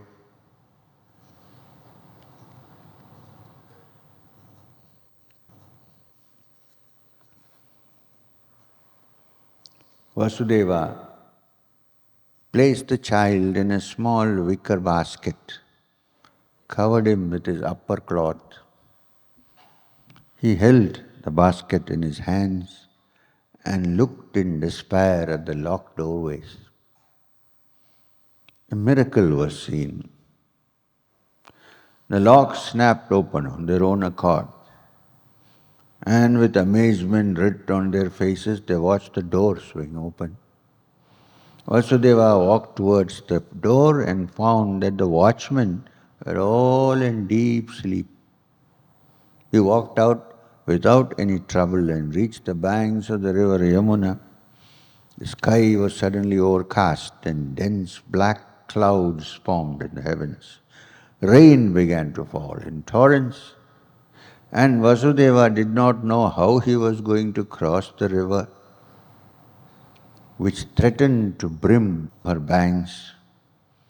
Placing his faith in the Lord, Vasudeva stepped into the waters.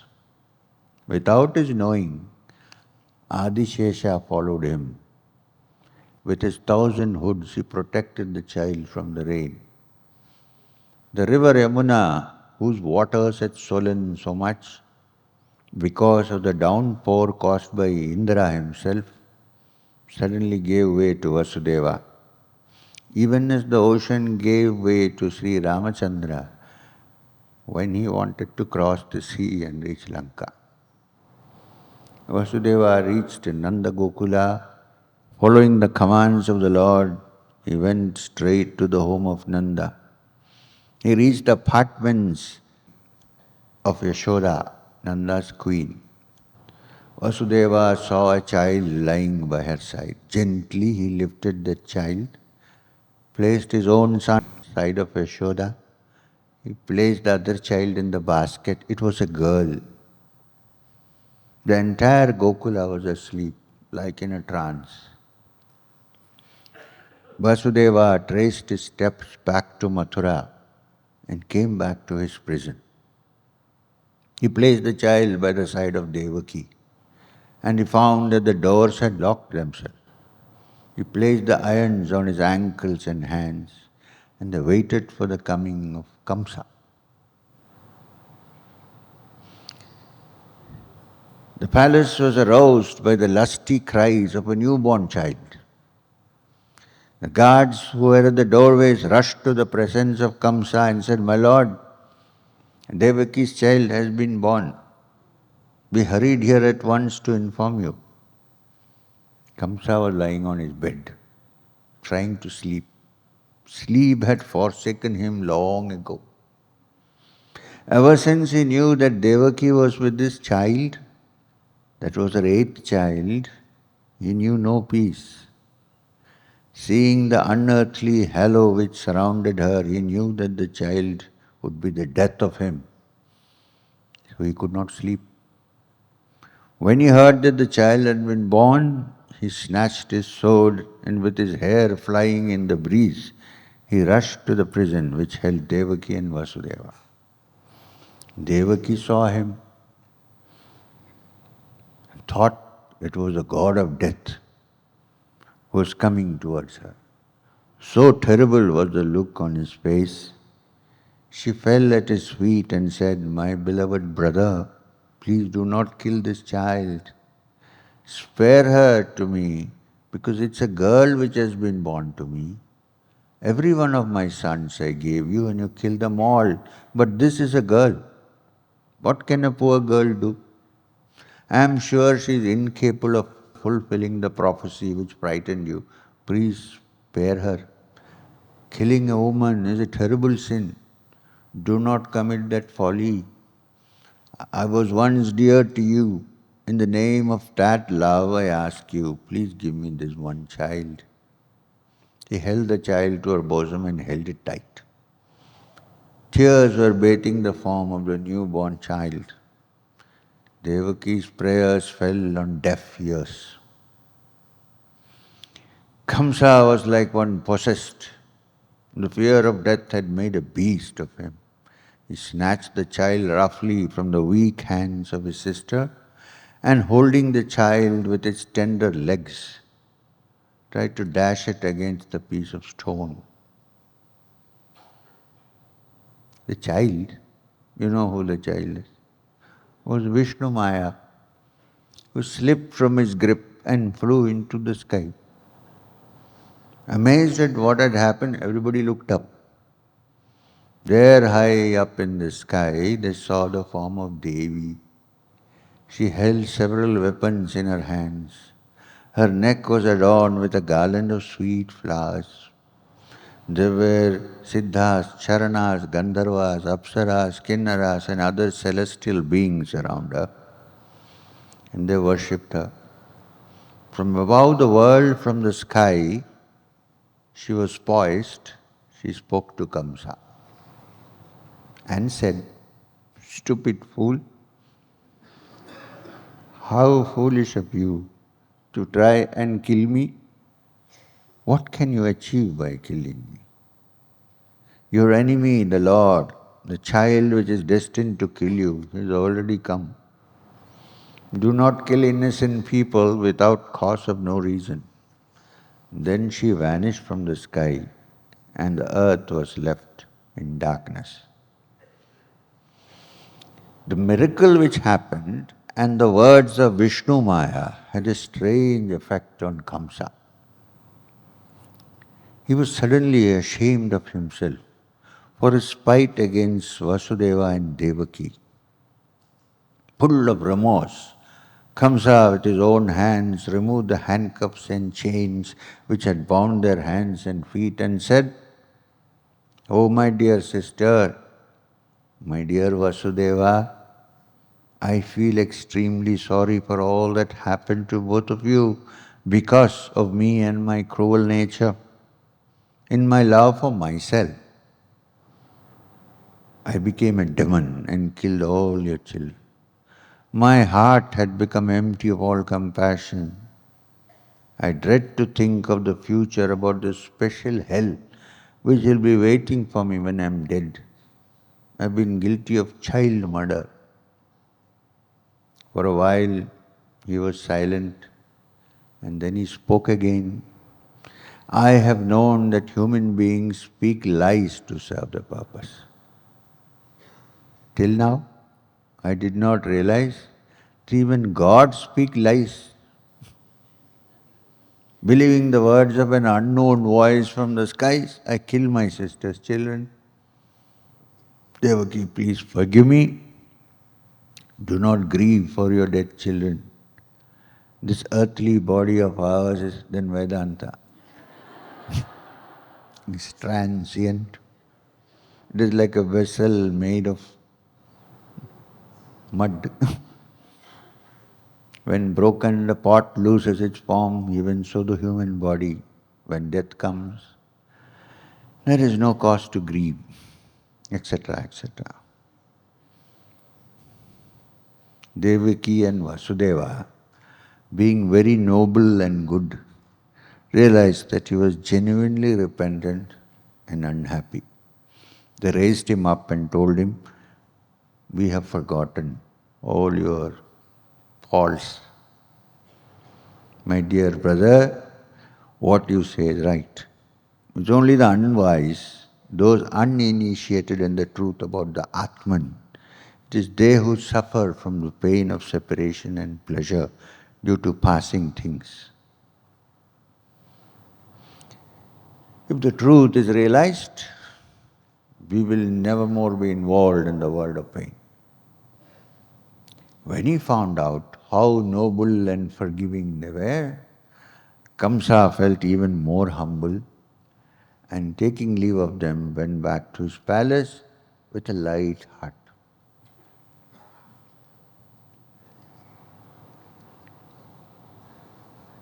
When the sky is overcast with dense clouds, it's not possible for the sun to be seen.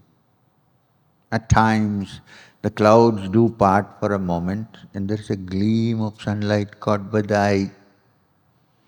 But the clouds cover it again and there is darkness. It was even so with Kamsa. When he was in the presence of good people like Vasudeva and Devaki, their goodness was contagious. And Kamsa felt he had understood the truth about one's life on earth. But foolishness in thinking of oneself as living forever. About loving every living being, since we are all the reflections of this, all that is remembered during the satsanga. In contact with good people. Once he left their presence, went back to his natural company, the mind of Kamsa became clouded as before. The next day he called his ministers and told them about the strange happenings. His ministers, who were all haters of the Devas, were all embodiments of ignorance and foolishness, spoke with great passion. The suggestion offered by them was profuse. They said, "It is obvious that the child is kept somewhere secretly, most probably away from the city of Mathura. Maybe another city, a village in the suburbs where cowherds live. The sensible way to tackle the problem is to destroy all the children around us who are less than a year old and who have not cut their milk teeth yet. The Devas can do nothing to harm you. They have all been defeated by you. So often in the wars, they are scared of you. Why, even the mention of your name is enough to drive them away. As for Narayana, your arch enemy, what can he do? He is always hiding somewhere, afraid to come out and face you in a real fight. Lord Mahadeva is but half a man, the other half is his wife. What can he do? He is Ardhanarishwara. Brahma is far inferior to these two. Indra, as you know, is powerless against you. Even so, it is but right that we should take proper precautions. You should pull out the roots of our enemies when they are tender. Don't allow them to develop. When a disease finds a home in the human body, we should find out what it is, where it is, and attend to it immediately. If we ignore it for a while, it will grow and gradually become the death of the body, even the indriyas. If they are not controlled and brought to bay at once, they will run away with the wisdom of man like horses drag a chariot when the reins are not properly held. And so on and so forth. Wearing the noose of death on his neck, thinking that it was a garland of flowers, Kamsa forgot all the many good qualities he was born with. He was pleased with his ministers, who to him were his well-wishers. At once, he made arrangements for asuras to go in all the four quarters and harass as many rishis and brahmins as possible and the yajnashalas. The asuras went about their task happily, not knowing that death was fast approaching every one of them. Is there anything more powerful than the hurting of good men to shorten one's life, to take away his wealth, his fame and righteousness, his wife and children, his hope of salvation? Nothing can help an evildoer, ever eager to perform evil. When Vishnumaya was born to Yashoda, everyone in Gokula went into a trance and they only knew that a child had been born to Yashoda. They did not even know whether it was a boy or a girl. After Vasudeva came and the exchange of children had taken place, they woke up from the deep sleep of Maya. And then the news spread like fire, a son has been born to Nanda. The entire Gokula rushed to the house of the chief to see the child. There he lay, the Lord of the universe, by the side of his mother, small and frail, held in her arms. They said he looked like a blue lotus. Nanda was in the seventh heaven. He had a son who was as beautiful as the moon. He gave many gifts to the Brahmins, recited the holy mantras to avert all evil. He gave away gifts to many people. Purification ceremony by name Jatakarma was performed on the newborn child. The earth is purified by Kala, time. The human body is purified by bathing in clean water. Dirty vessels and such like by cleaning with cleansing agents. The child which has been born of a womb is cleansed by Jatakarma. Brahmins are cleansed by yajnas. Wealth is purified by giving. The senses, the indriyas, by tapas. The mind, when it is made to realize contentment, and the Atman, when it has learned Atma Vidya. These are the different cleansing processes. The entire Gokula had a festive look since a prince had been born. Every house was decorated, streets were sprinkled with perfume water, women wore gay colored clothes, and the gopis and the gopas were dancing in the streets. The women waved silver plates filled with saffron in front of the child and said, "May you live long. Let no evil befall you." Rohini had given birth to a son too, and she was sister of Yashoda. He was hiding in Gokula to escape the tyranny of Kamsa, who had been harassing all the Yadavas and their women. So the two sisters with their sons were glowing like queens in the midst of the gopis, of the cowherds. Rohini's son was fair and Yashoda's son was dark. Nanda Gopa was one of the vassals of Kamsa. And the time had come when he had to make his annual visit to Mathura to pay his tribute. Where? To the treasury. As was the custom, everybody has to pay tax. He went to Mathura. Hearing that Nanda had come to Mathura, Vasudeva went to see him. They had been very close friends, they embraced each other with affection. Vasudeva then said, I heard that you are the father of a son. I am indeed fortunate that I am able to see you and tell you about my happiness, that you are happy. You are very dear to me, but it's rarely that we meet.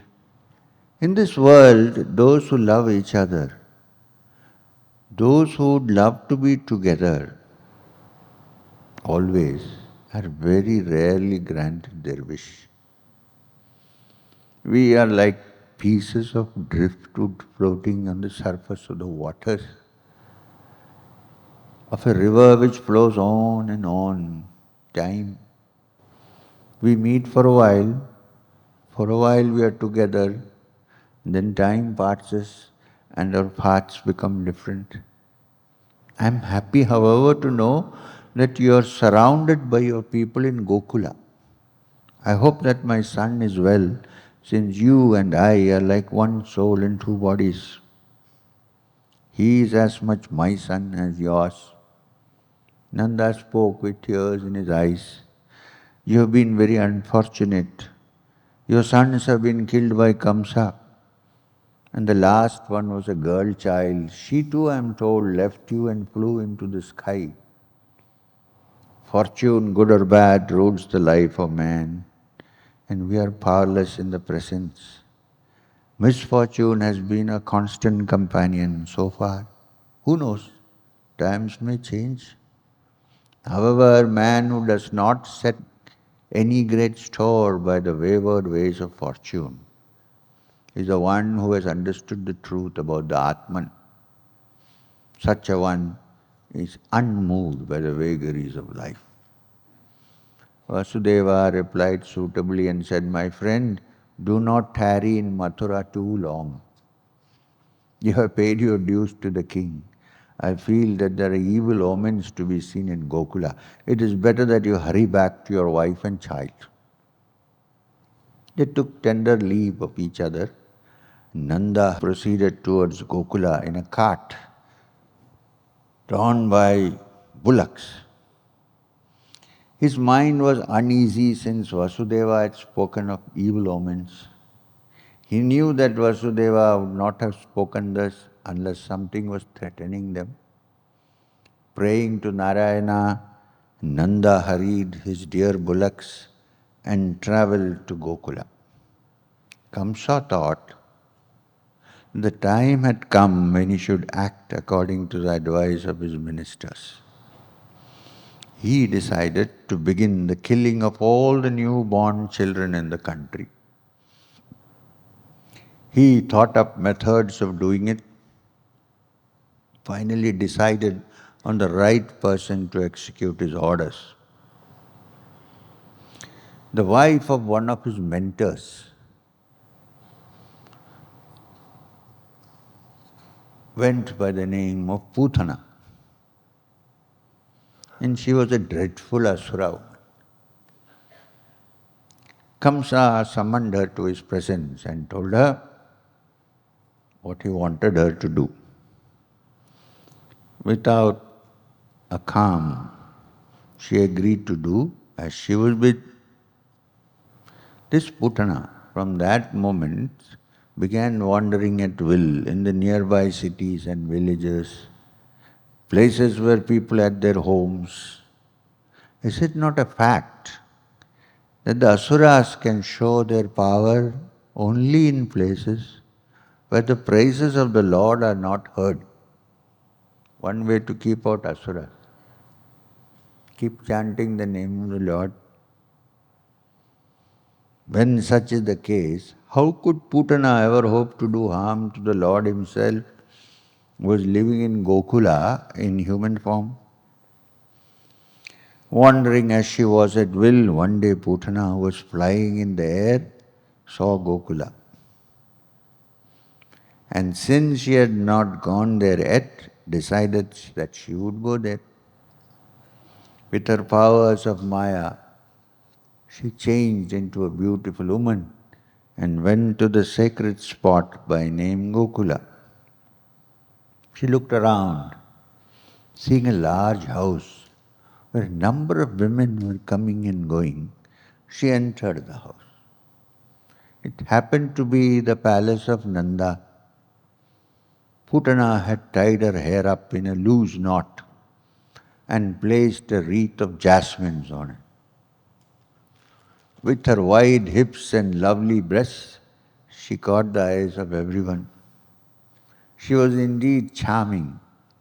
Her hair was curly and fell in tight little curls around her face, and the passing breeze played with it, lending charm to her face. See anybody like that? Watch out.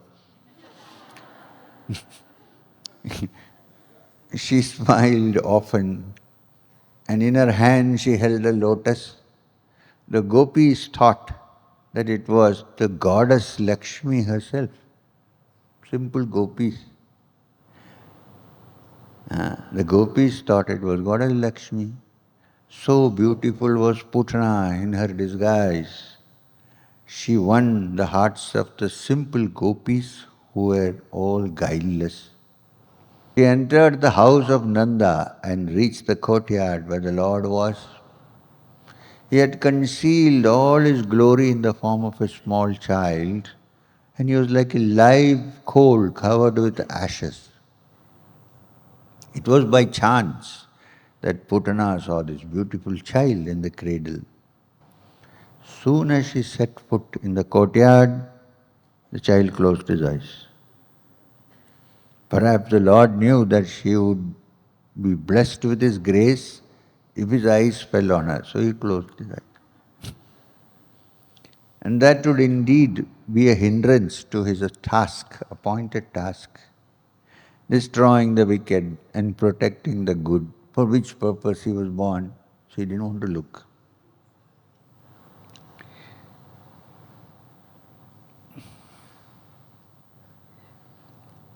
Putana looked all round her. It so happened that no one was about. She lifted the child from the cradle. Taking him in her arms, she sat down and placed him on her lap. It was as foolish as taking a live cobra which is sleeping and place it on your neck, thinking that it is a piece of string. So she sat there. Maids and the others who were passing by did not pay any attention to this stranger who was having a child on her lap. They were so overcome by her beauty and apparent charm, they did not attach any importance to her action.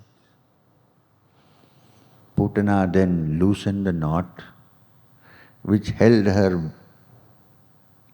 Oh, sorry, not here. I don't know what women do. Anyway, Putana then loosened the knot which held her blouse tight.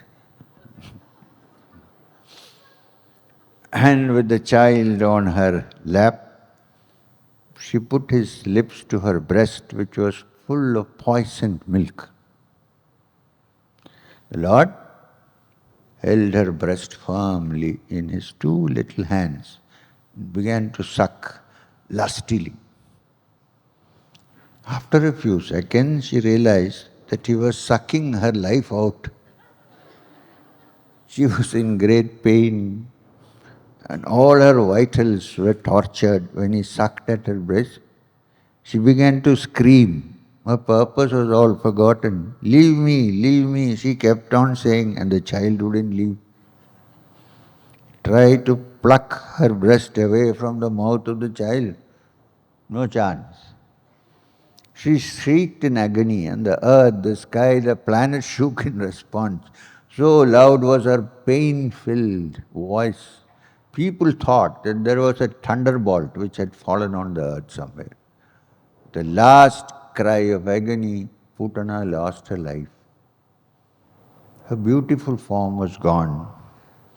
She fell down dead and she looked like the great Vritra after he had fallen a victim to Indra's Vajra. When she fell, trees around her to the extent of 6 kroshas fell like pieces of twigs. People rushed to the spot where the noise came from and found this mountain of a woman fallen on the ground. They stood amazed. And suddenly they saw Nanda's little son playing on her immense breast. They rushed towards him and carried him away from there.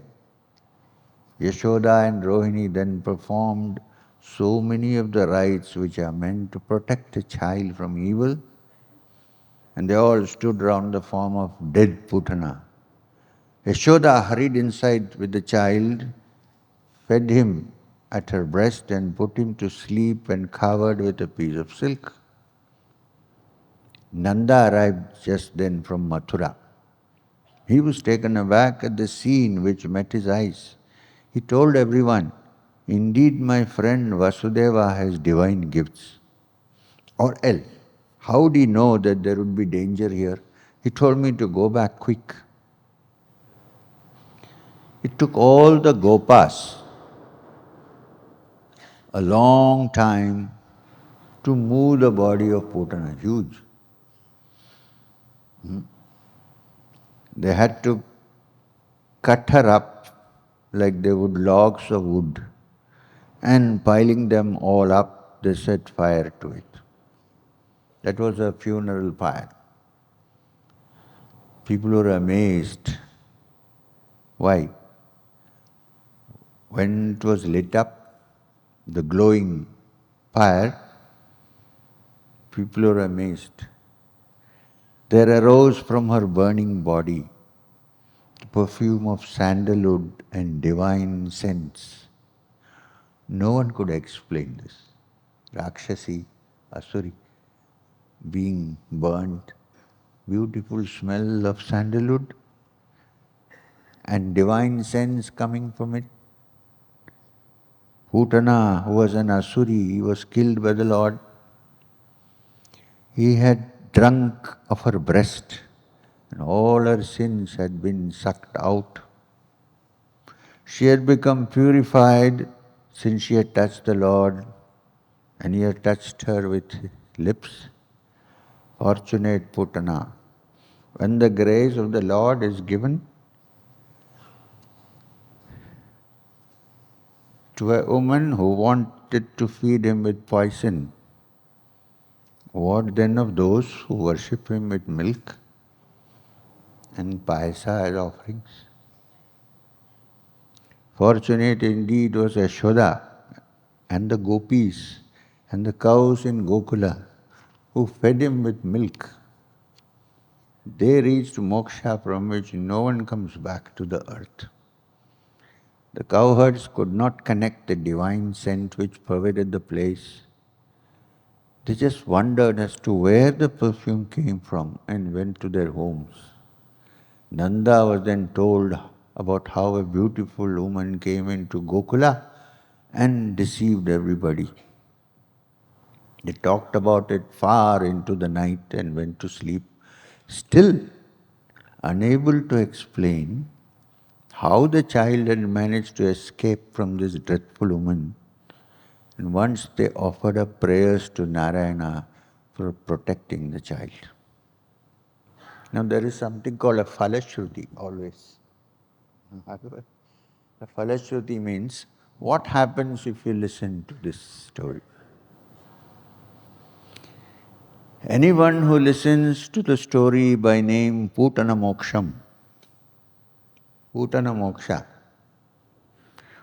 with attention and reverence will be blessed by the good fortune of having their minds eternally set on Krishna.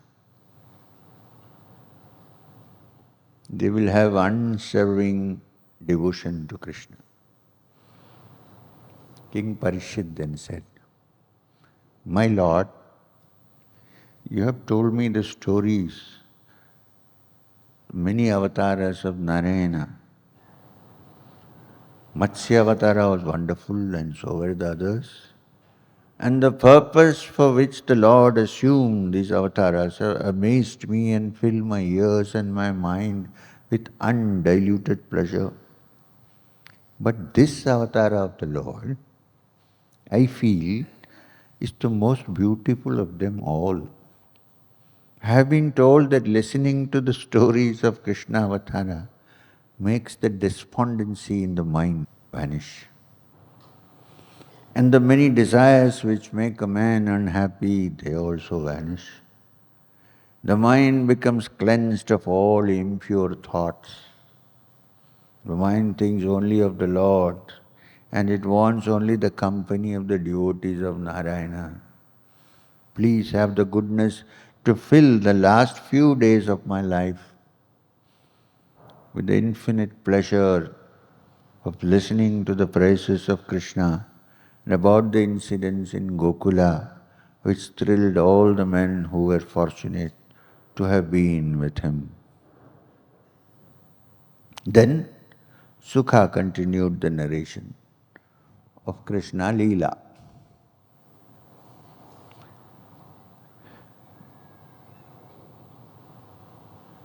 The little son of Nanda and Yashoda were fast growing up. He was now 3 years old, and he had just now learned, how to turn over on his belly. 3 months, not 3. He was now 3 months old, and he had just learned how to turn over on his belly. It happens when the child, for the parents and others, it's a big thing. Oh, now he's rolled. Sandesh is distributed and so on. Anyway, there was a great joy in the heart of Yashoda when she saw her son lying on his stomach and smiling at her. The day happened to be Janma Nakshatra of the child, and so she decided to have a great celebration. She had invited all the people in Gokula, and the large group of men and women went to the banks of the Yamuna. In the midst of the music and the dancing and the chanting of mantras by the Brahmins, the child was given a bath and gifts were given away to everyone who had come. Yashoda looked at her son, found that he looked tired out and sleepy because of the bath and the excitement of the day. She therefore placed him in a cradle which was placed under the cart in which they had come to the river. She was sitting with all her friends and did not notice that the child had got up after a while. He cried.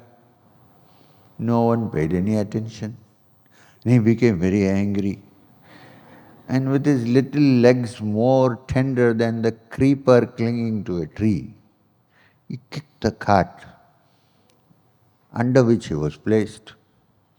There was a great noise, and people saw that the cart had fallen far away as though it had been flung. All the vessels and pots that had been placed in it had been either broken or crushed, and the wheel had come off from the cart. Cart had fallen on its side and no one knew what had happened. Some of the little boys who had been there said that the child had kicked the cart and this was the result. People did not know how it could be possible for a small child to perform a feat like this. They thought for a while, and the mother gathered the child in her arms, thanking God. Nothing happened to her darling. No one knew that Kamsa's henchman was an asura by name Shakata.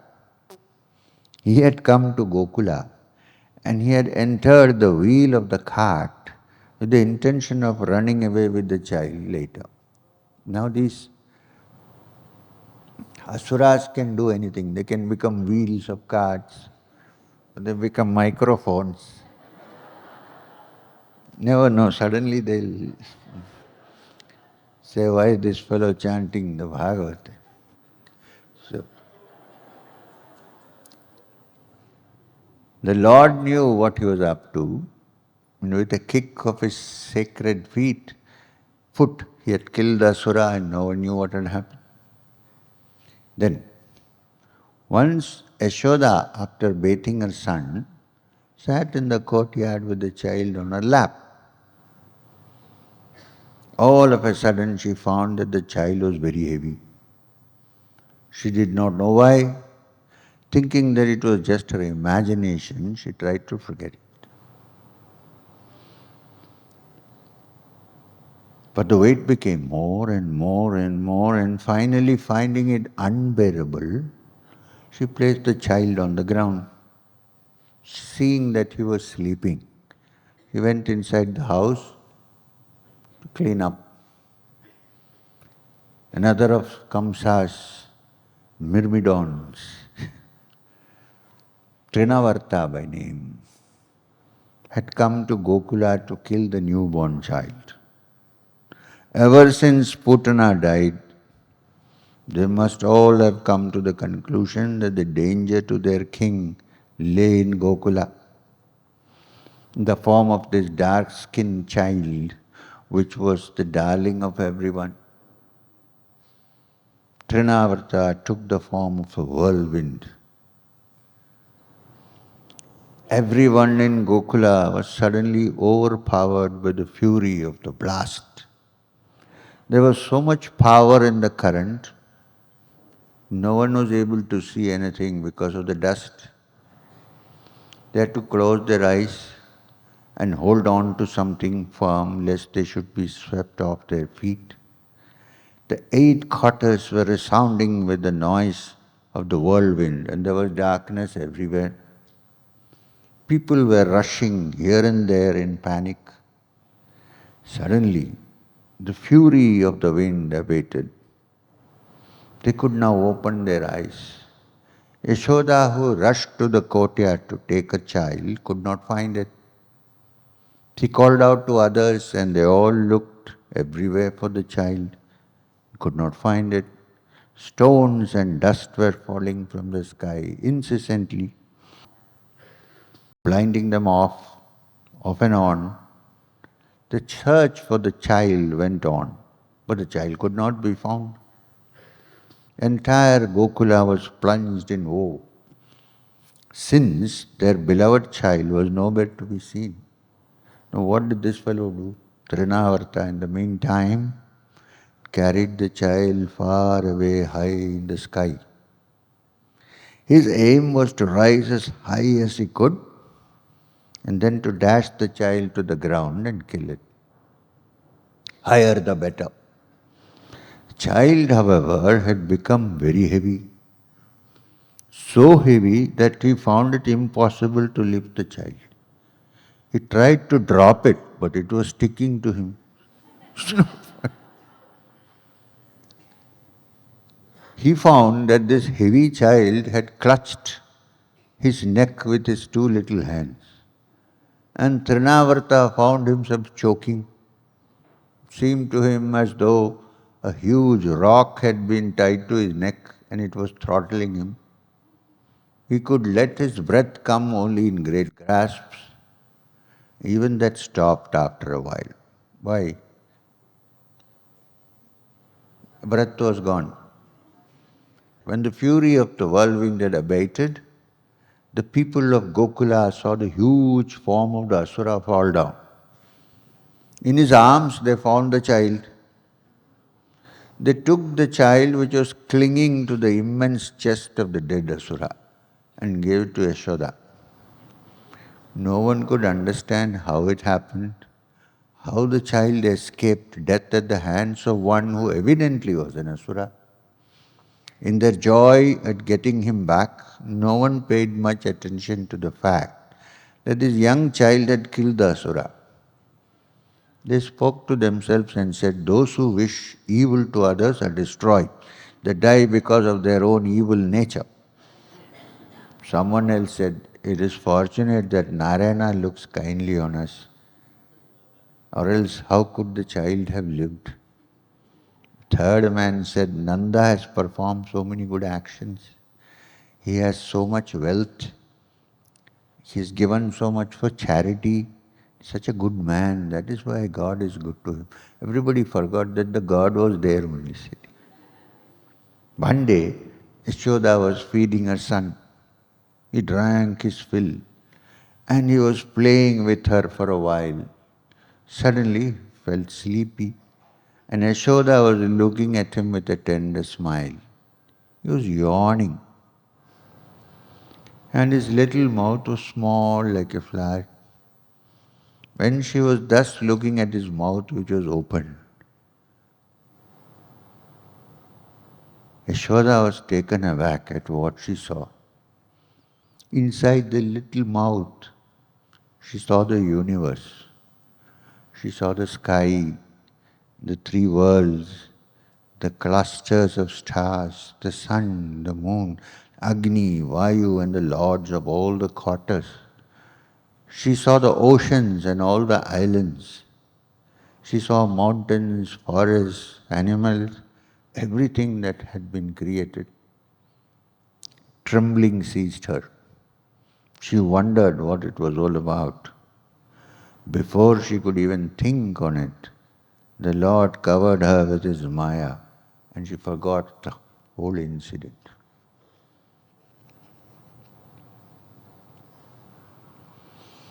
Now, if I start, there won't be time. Only 5 minutes left, or 10.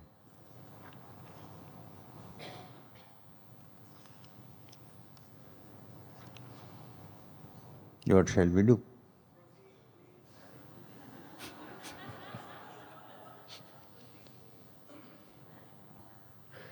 Vasudeva was very particular that the religious rites for his son should be performed properly. I am not doing this, okay?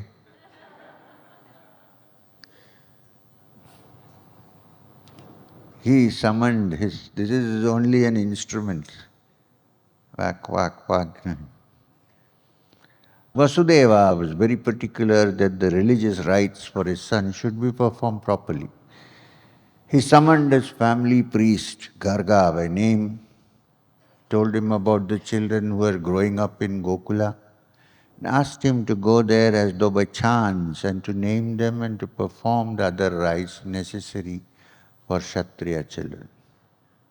Garga arrived in Gokula. Nanda received him with great joy and excitement. He honored him. How can I express my happiness at your coming? He said. Great men like you leave your ashramas and come to the houses of ordinary people like me. It is clear that your desire is to do good. Or else, how can I, tied up as I am with my household, and no time to visit holy places, who is the lowest of all because of my inability to spend time on noble actions like tirthayatras and visiting holy spots? How can I be blessed with the sight of a person like you? You are proficient in the study of all the knowledge that is available, knowledge that is beyond the comprehension of the senses. Please let me take advantage of good fortune that has befallen me. I have 2 sons. And if you will grace me with your blessings, perform the naming ceremony for them and the accompanying rites. Garga said, Nanda, I am the family priest of the Yadavas. If I perform the rites you speak of, Kamsa will hear about it and try to guess as to why a priest of the Yadava house should have performed them. He may rashly arrive at the conclusion that your son is the son of Devaki. When her 8th child was born, it is well known that Kamsa found that it was a girl child. This child flew into the sky out of his hands, as you might have heard, and told him that the son who is meant to kill Kamsa has already been born. and is growing up somewhere. And again, Kamsa will think about the great friendship that exists between you and Vasudeva. On top of all this, if Kamsa hears that it was I who performed the rites, he is sure to cause a lot of trouble to you and to your child. Nanda said, we can avert all that you are afraid of. In this Gokula, in my house, without the knowledge of even my nearest kinsman, you can perform the rites secretly. I will not have any celebrations or announcements. I am very keen that you should do that. Garga agreed. He said, this young child, this son of Rohini, charms everyone with his beauty and will in later life charm everyone with his excellent qualities. I will name him Rama. Since he will also be very powerful, we will add a Bala to it. So let us call him Balarama. He is also to be named as Sankarshana. This other son of yours, who is dark in complexion, I will call him Krishna. In Sanskrit anyway, Krishna means dark. Once in his previous birth, he was the son of Vasudeva. So we can call him also Vasudeva. Son of Vasudeva is Vasudeva.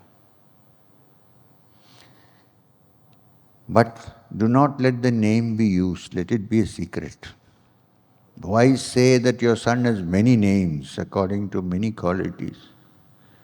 This child is the source of joy to you and all these in Gokula will bring you great good fortune. All your troubles will disappear. This son of yours is born as the king of the country and will deliver you out of trouble. He would punish all those in the previous avatar as Prithu. He has done the same thing. Followed that the thieving and other similar adharmas became rampant in the country after the death of Vena. Lord Narayana was born as King Prithu and delivered the earth of her pain. Those who love this son of yours, this Krishna, will not be troubled by enemies, just as asuras who are devoted to Narayana are not troubled because of their asuric birth. Please take very good care of Krishna, your son, who will be performing great things for the good of all of you.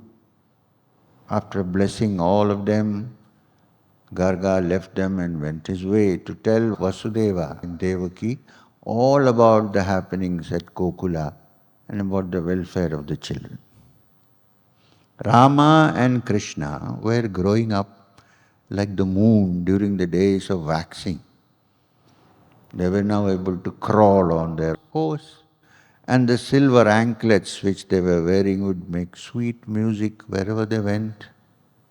Soon they were able to toddle, and it was the eternal delight of their mothers and the women of Gokula to watch them taking hesitant steps, fall down, cry, get up and run again. They would wander into the streets and covering themselves with mud. They would come home and stand with their eyes wide open, as though they were afraid the mother is going to scold them. The mothers would gather them in their arms, and with the dust and mud soiling their dresses, they would hug their children. Children would smile. And their teeth, which had just begun to appear, would charm all of them like the thin sliver of the moon which is seen in the sky. The gopis would forget their daily tasks. Started.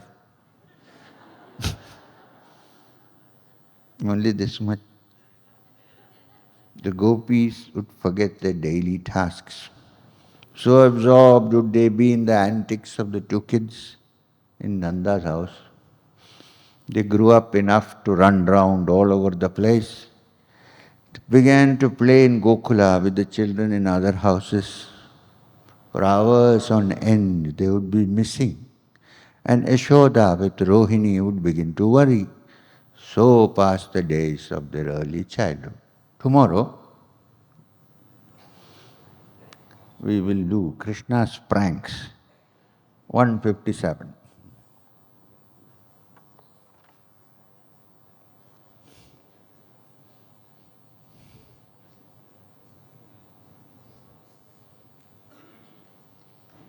Krishnaya Govindaya Gopi Janavallabhaya Swaha. Hari Hari. Shri Gurubhyo Namaha.